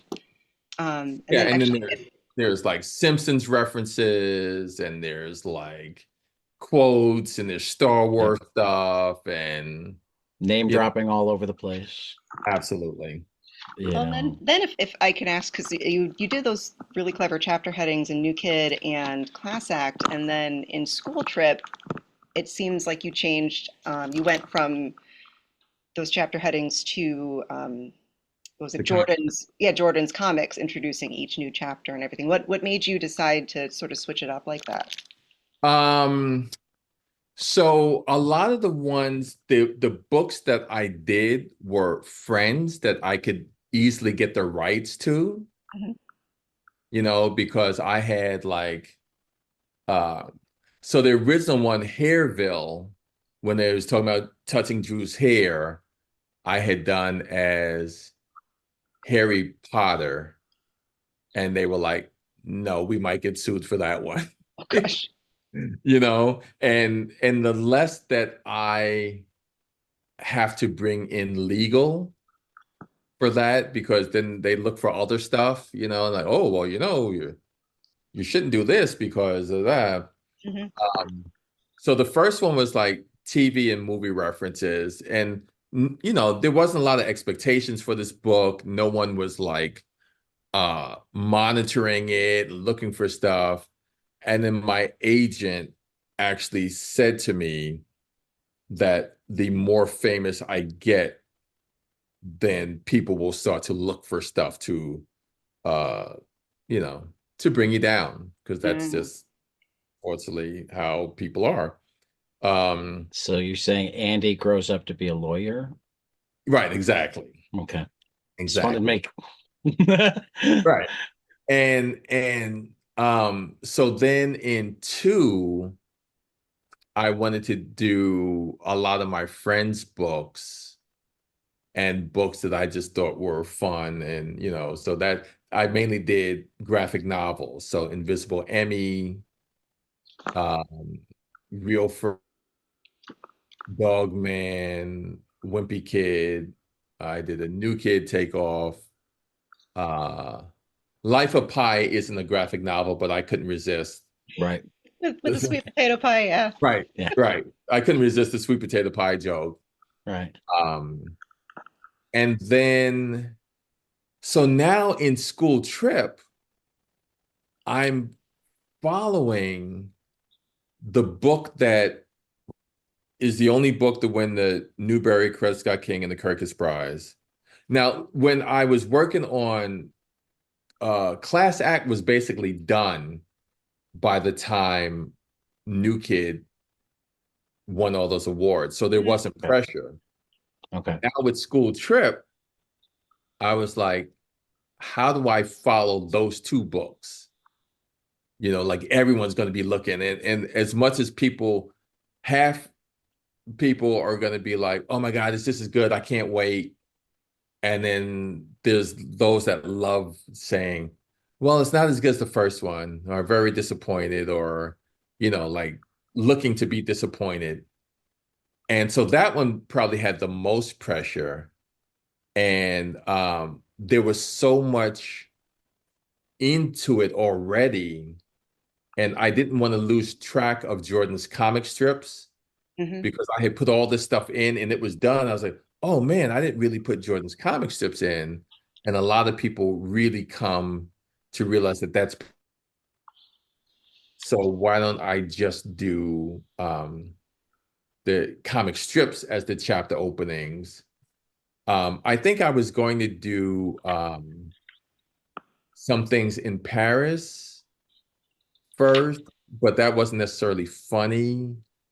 So I just stuck with the comic strip because each book I wanted to have something new and advance it, like, oh man, this just keeps getting better, you know. So I love it when people fight over which their favorite book is, so it's not like Transformers where they're getting progressively worse, you know, and but it's also not like, oh, the third book is so good. Yeah, the first one is like the first Captain America. It was just okay. Like I like when they go one, two, or three, and then I'll ask someone else and they'll do three, two, one, and then See, and I wouldn't be able to pick because I think they're all fantastic. Yeah. I love how my you. favorite answer. Thank you, Sarah. Yeah, you're welcome. You're quite welcome. I love how you incorporated Jordan's artwork into all of these stories too, and especially just this, little mini stories and his sketchbook and everything. And it seems like you use those comics as a way to help Jordan sort of process sort of what's going on around him. One thing, like in School Trip, is when he's thinking about his friends from his neighborhood and how some of them just don't have long-term plans and things, and they're not thinking about their future because that's never been an option for some folks. And then after he processes that, to sorry, spoilers, after he comes back from Paris, giving Kirk that here's a 10 euro bill. You have to promise me that you're going to go to Paris one day and you're going to spend this. Just absolutely wonderful. But how did you decide what to make into Jordan's comics versus I'm just going to tell the story as I have throughout the rest of the graphic novel? So one of the things is because you talk about race and class, how do you, because again, there are people that are like, oh, it's didactic and it's overkill and it's, so how do I uh show it without being preachy? And one of them is like, oh, well, I can, if I have it from Jordan's perspective of that's what he's going through, rather than this is Jerry Craft saying this is right or this is wrong, but this is him experiencing it and trying to do it in comic strip form, but also making it humorous. I just felt like that was the best way to go and also give you insight to him. And and also as a cartoonist, a lot of us share that same kind of isolation, where like sitting alone with your sketchbook and putting out thoughts or, doing whatever is just such a like, it's this kind of Zen thing going on. And I thought that that added to as well, where he's able to put down his thoughts. Because one of the other things that one of my goals was to have boys that have thoughts and feelings, because a Mhm. lot of boy books, they're rescuing the princess and they're fighting, villains and they're doing this, but they don't have the words to say, dude, that really hurt my feelings. Or I don't like it when someone talks to me like this. Or, hey, you know what? That's not okay. Or I don't like to play sports. And everyone thinks that I need to play sports. Um, so those were all, I had like really lofty goals with that, So I did that. And then one of the goals I had for myself was, having self-published for 30 years. And again, like I just have like a thing of like, this is like half of the books I've self-published, you know. Okay. So about almost 3 dozen over the years. And the thing is like, how do I just put so much in it that without shutting people down? Mhm. So that's why I had the humor. That's why I added Alexandra with her sock puppet to have some levity. But then when I made her, I felt bad that she was like the weird puppet girl, you know? And then once I did that, it was like, okay, I don't want her just to be teased and picked on. So now I had to go back and rewrite and make her give her a backstory and make her more empathetic, as opposed to just like, oh, that's the weird kid. Right. To show that everyone has a story, Yeah, you know. giving her a reason to wear that puppet, which is Right, she saves her little brother. And I right, think that's such a great thing for kids to read too, because again, you're showing them that, you know, people are complicated and you don't right. always know the full story. Yeah, and it was also very important for me not to do what I perceived as stereotypes for anybody, because as a kid, those John Hughes movies, Hmm. every rich kid was played by James Spader, who was just the worst kid, So with Liam, I was like, well, I'm gonna have him being like incredibly rich, but the one thing he doesn't have is a good relationship with his dad, but I'm gonna make him the nicest kid possible. Like I didn't want to make Andy that obnoxious rich kid, because I've seen that too often, you know.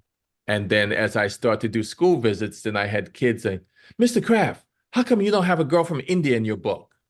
And I'm like, I don't know. I never thought of it. And then it's like, okay. So then I realized that I was thinking in terms of African American, like getting visibility, but then all kids want to see themselves. So then as I started doing school visits, I met a girl with alopecia. So there's not one of the main characters, but there's a girl that you'll see throughout that has alopecia. And then how come there's no Muslim kid? Okay.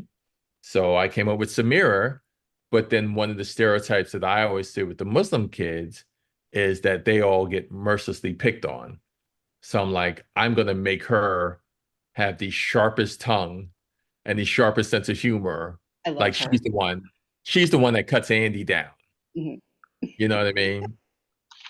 Um, and then even Ramon, who's like a tertiary character, I was doing a signing in Massachusetts, and this young Latino boy, I'm like signing books, and he comes really close, standing over me,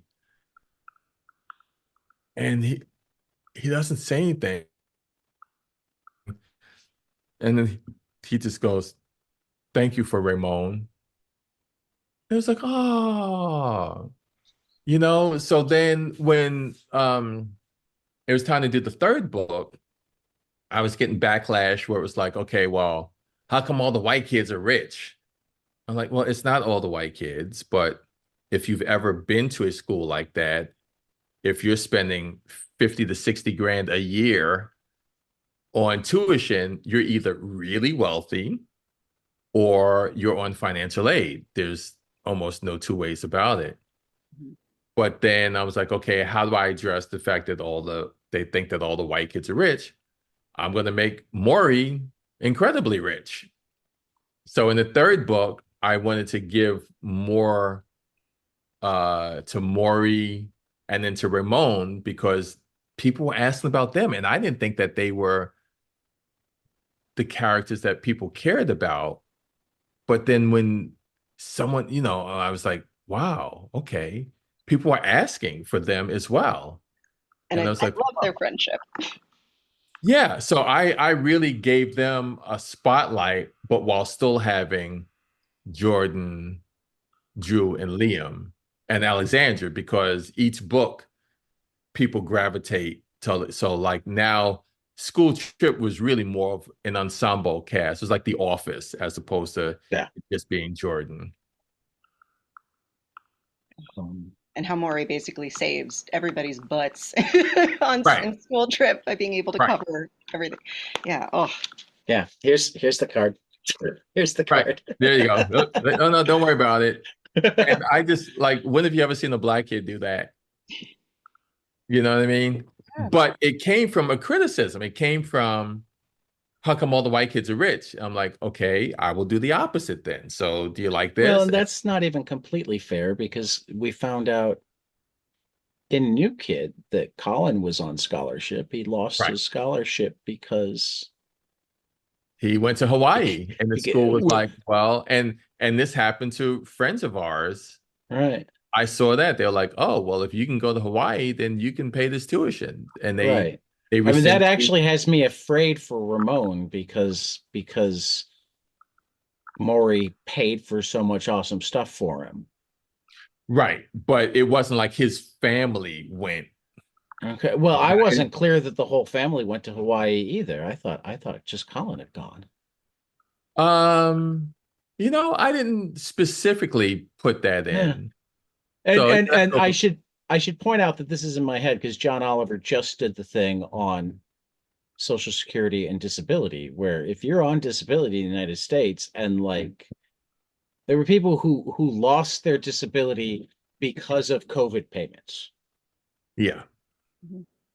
There's such Right. strict rules for how much money you can have in savings, etc., that like Oh, that was like the NCAA when a coach would buy a kid a meal that's on his right, team because he's hungry, and right, then the kid got suspended right, because he was taking illegal gifts. And like, dude, I right, bought him a Big Gosh. Mac and some fries. right, Yeah, right. Talk about losing the forest for the trees. Like, Yeah. absolutely.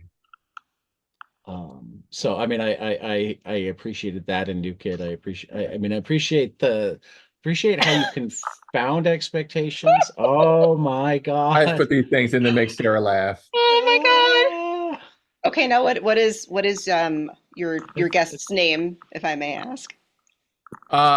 So this is let And me for see. those of you who can't see, just a beautiful, beautiful sock puppet with Wonderfully googly eyes.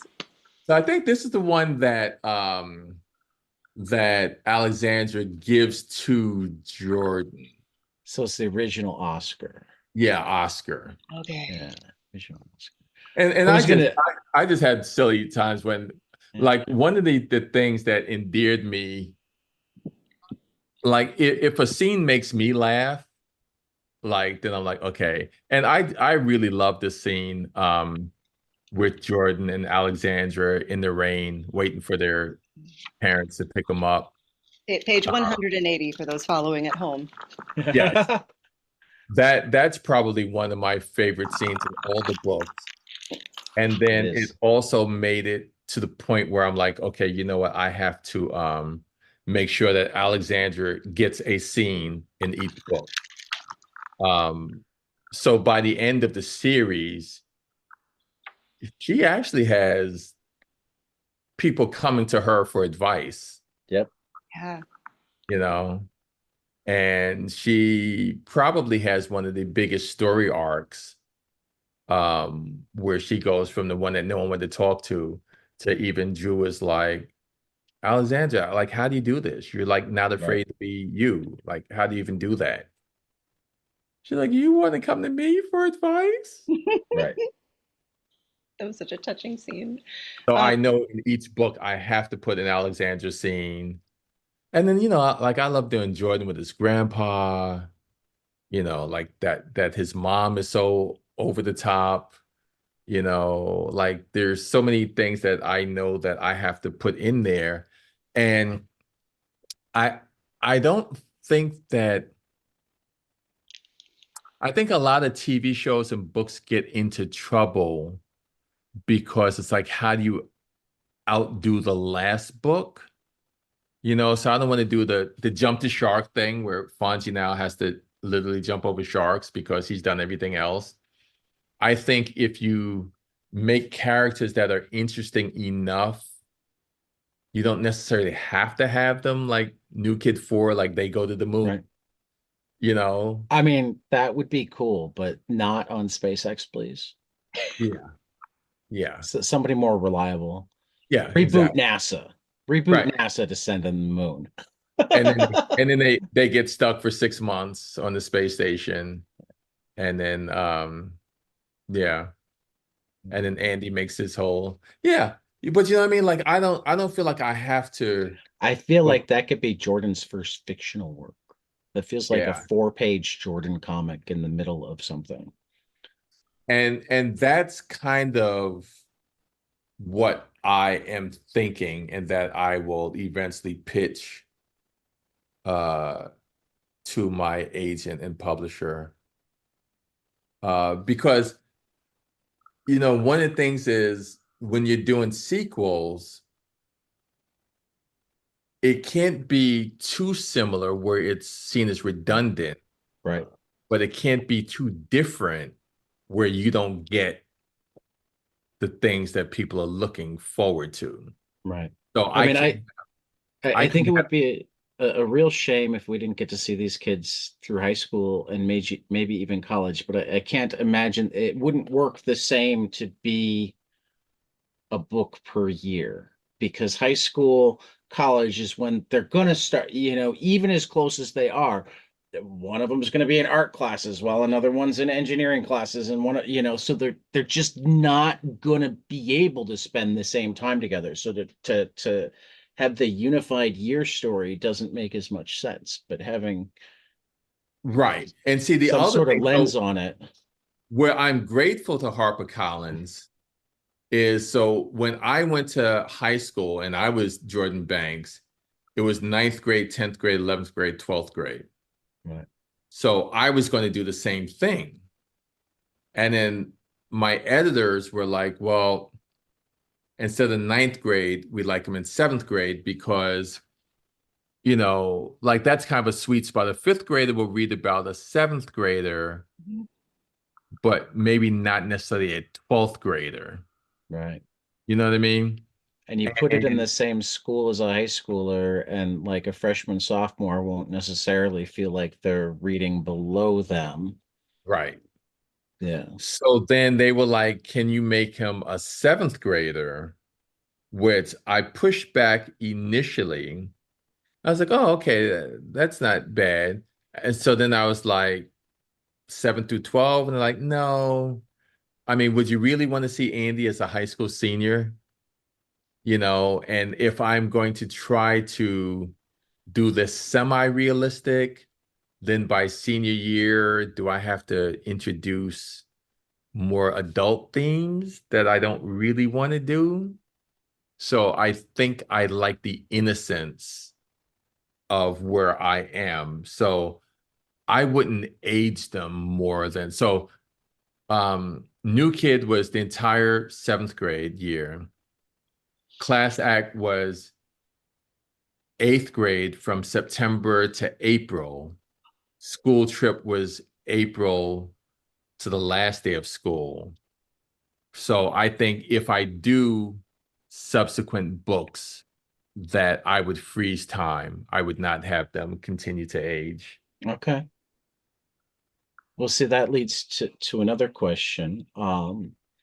Could you envision a scenario where you would let somebody else play with your characters? Uh, Somebody pitched you the Jordan Banks college novel or graphic novel or whatever. Um, no, the most that I'm doing that is we're in works doing a New Kid movie. okay. And I have seen a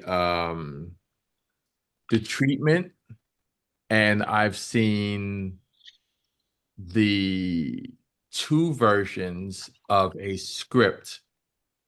Um, and that's something that is really interesting because, whenever I make the announcement, the kids go wild. And then there's always one of the teachers or librarians that comes over and goes, "Oh, I'm so happy for you. But, you know, the movie's never as good as the book, right?" I Like, yeah, thanks for that. mean, every Um, once in a while. yeah, but like I know like my kids, I've taken my kids and they've come back just angry from like that first Percy Jackson movie. They were just angry, Oh, yes. And I hadn't read the book, so I was like, "Oh, it's fine." Like, "Dad, you don't get it," See, or this is no. where and I haven't read the book or seen the movie on that one, but I can speak to like Batman and whatnot. Yeah, The Last Uh, Airbender, the first one. The series that's out now is very good, yeah. but the movie, The key is to get the characters right. You yeah. can get away with more plot changes than you can get away with, oh no, no, no. Jordan would not act that way. Mhm. And Or see even that Andy wouldn't act that way. right. I mean, there's And nothing that that's drives where I've been able to give notes. I'm like, no, right, Jordan would not do that. right, Like, I don't mind that he does this, but he cannot do that. right. I mean, like the nitpicky thing that I'll get into is like when it's a secondary character. Like I'm sitting there going, just give the character a new name. You want the character to do that? Fine. Don't name it after the character that wouldn't do that. Just give them a new name. It Yeah. doesn't matter. Right. Oh So yeah. in my most recent like read when I say read through, I listen to the audiobook productions, which are fantastic and I really didn't great even know there were audio adaptations. to. Yes, full cast are so great. And um, some people would think, how can you turn a graphic novel into an audiobook? But part of what makes it easy to listen to, not only just a great cast and production, but you give these characters such distinct voices that I know I know exactly who is talking. I know exactly when Alexandra is talking. I know when Liam is talking without having to see their face in a panel and Oh, voice. that's very cool. Yeah. No, and that comes from really trying to like just go over and over. And then if I think of something for a character, and I'm not gonna lie, it's not uh always appealing, like I can be halfway through a book that I'm writing and be like, this character really needs a cat, you know? So now I got to go back and write all these instances with the cat. You know what I mean? Like that kind of thing. And it's just like, oh, I don't want to have to do, but like I said, when um, you know, coming up with the characters, I think the more that you flesh out ahead of time, you know, like why don't Andy and Drew like each other? It starts with the fact that on day one they have the same name. You know, they're both Andrew, but they couldn't be more different because one goes by Andy and one goes by Drew, you know. Mhm. And now I let me give at least three reasons why they don't like each other. Well, you know, Andy says something funny, insults Jordan, Drew sticks up for him. You know, Drew beats him out for starting quarterback on the football team, you know, and then thing. And I'm like, okay, now I can move on. But there's a lot of writing and rewriting and stuff.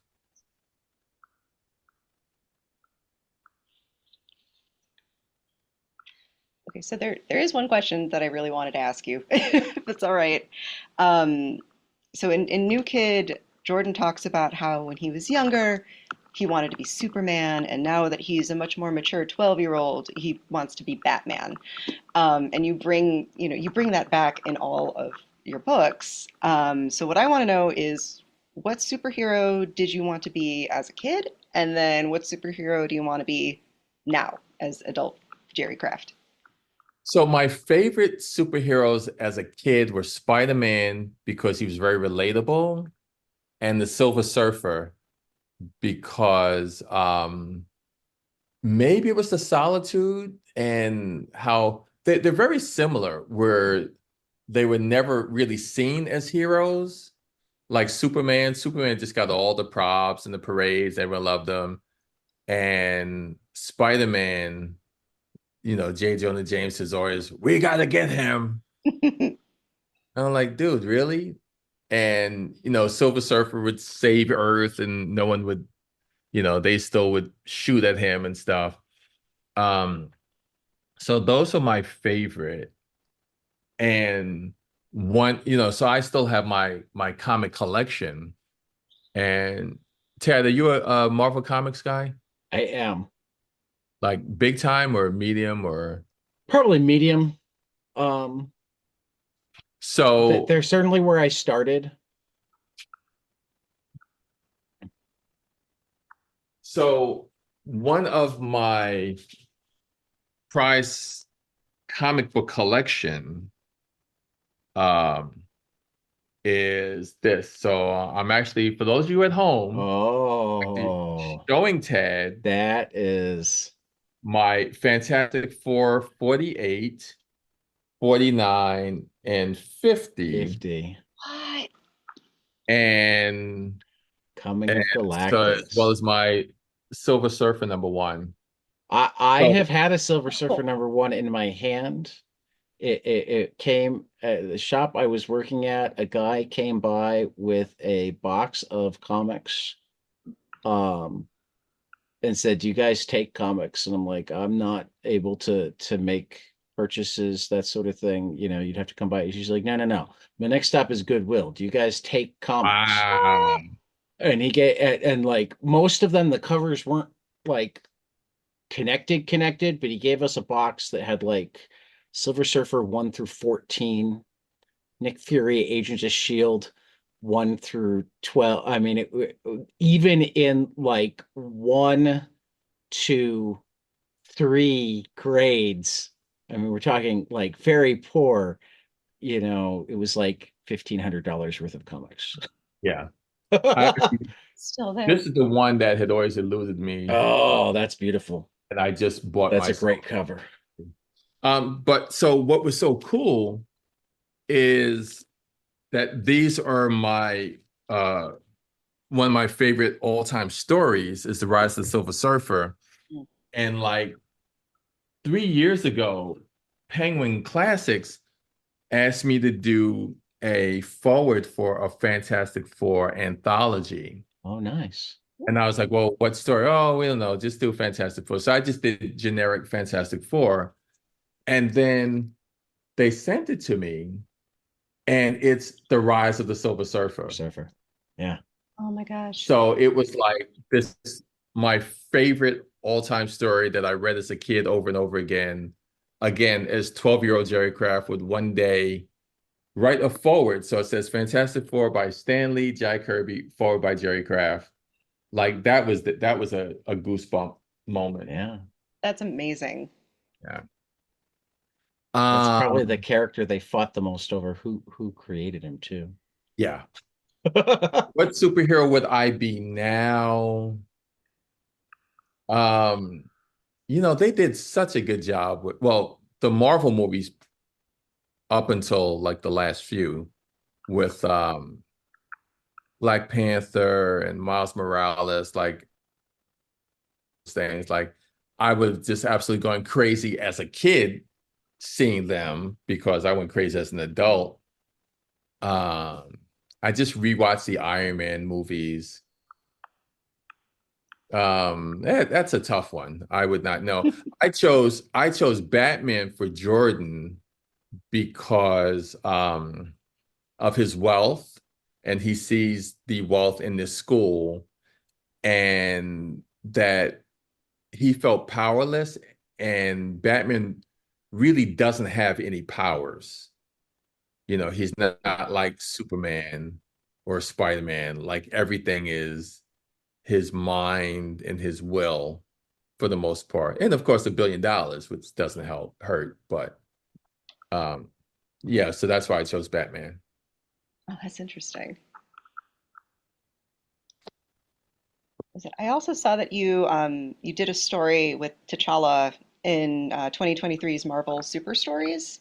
Yes. T'Challa helping to open up a library, which is wonderful. And that there were a lot of folks in the community and outside of the community who did not want this library to be open because it was going to be like a very diverse collection, not It just was from like the first intergalactic library with yes. from like 43 planets and 150 countries and stuff like that. And there was some pushback. So it had the Black Panther fighting against book banning.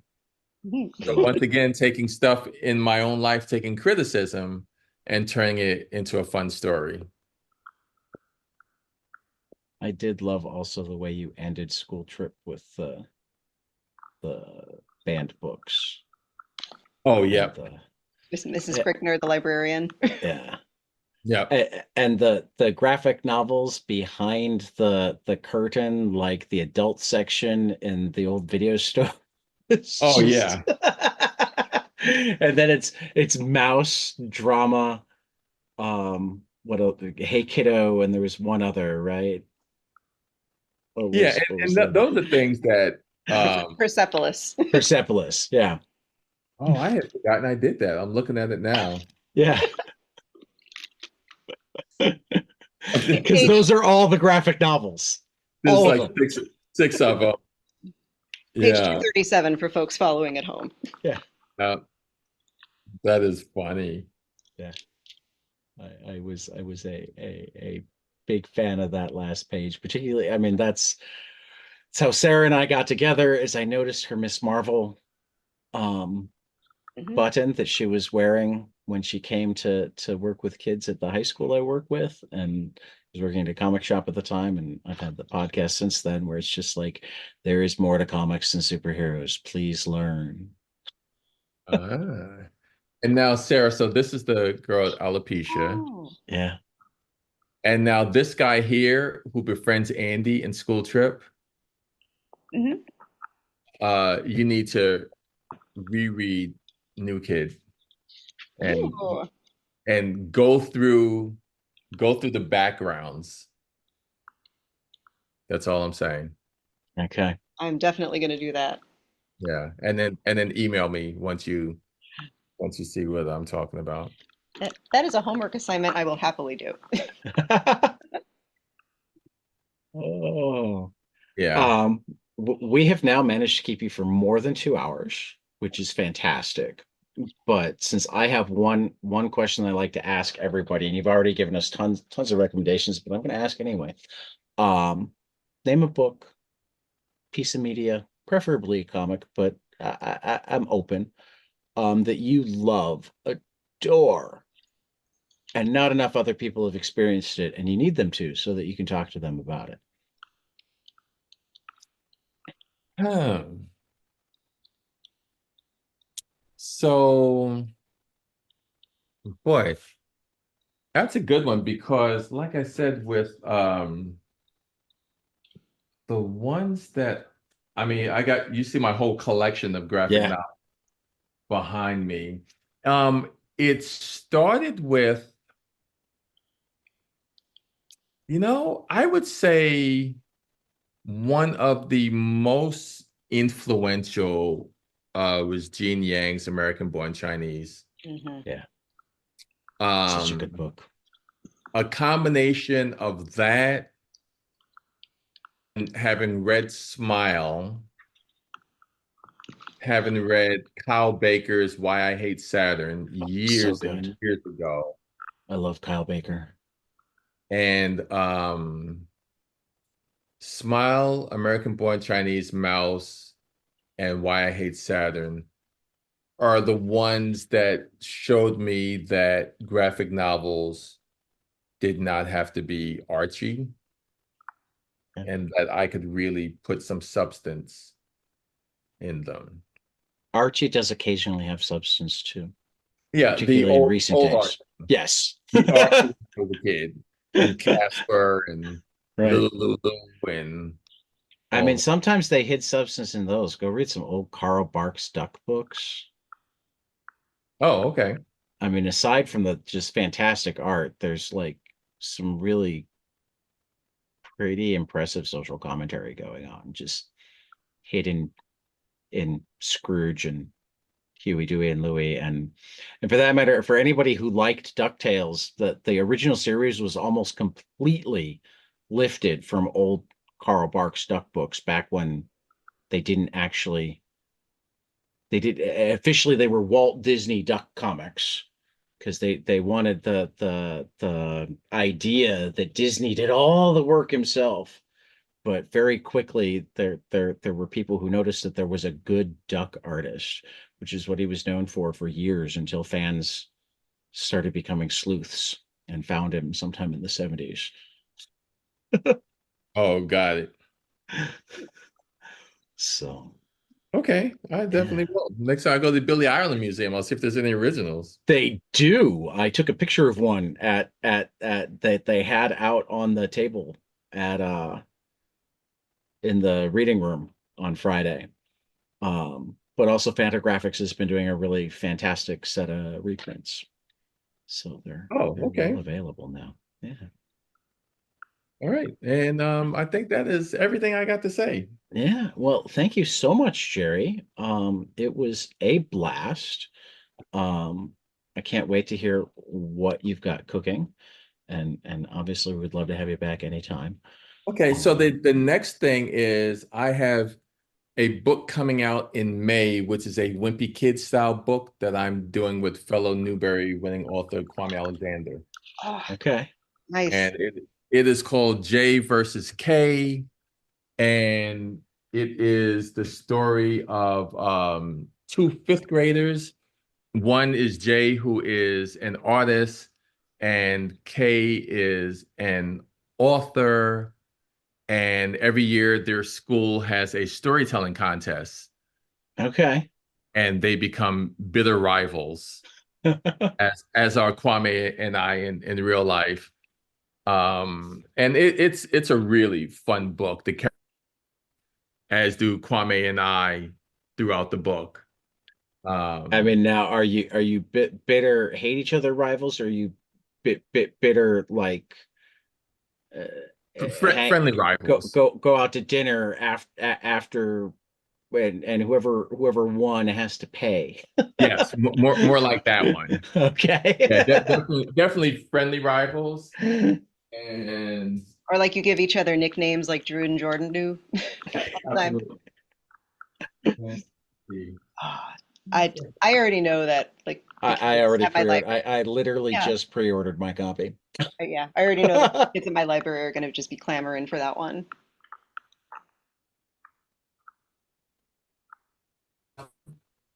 And then we've already are asking people to select whether they are Team J or Team K. Oh my gosh. I love it.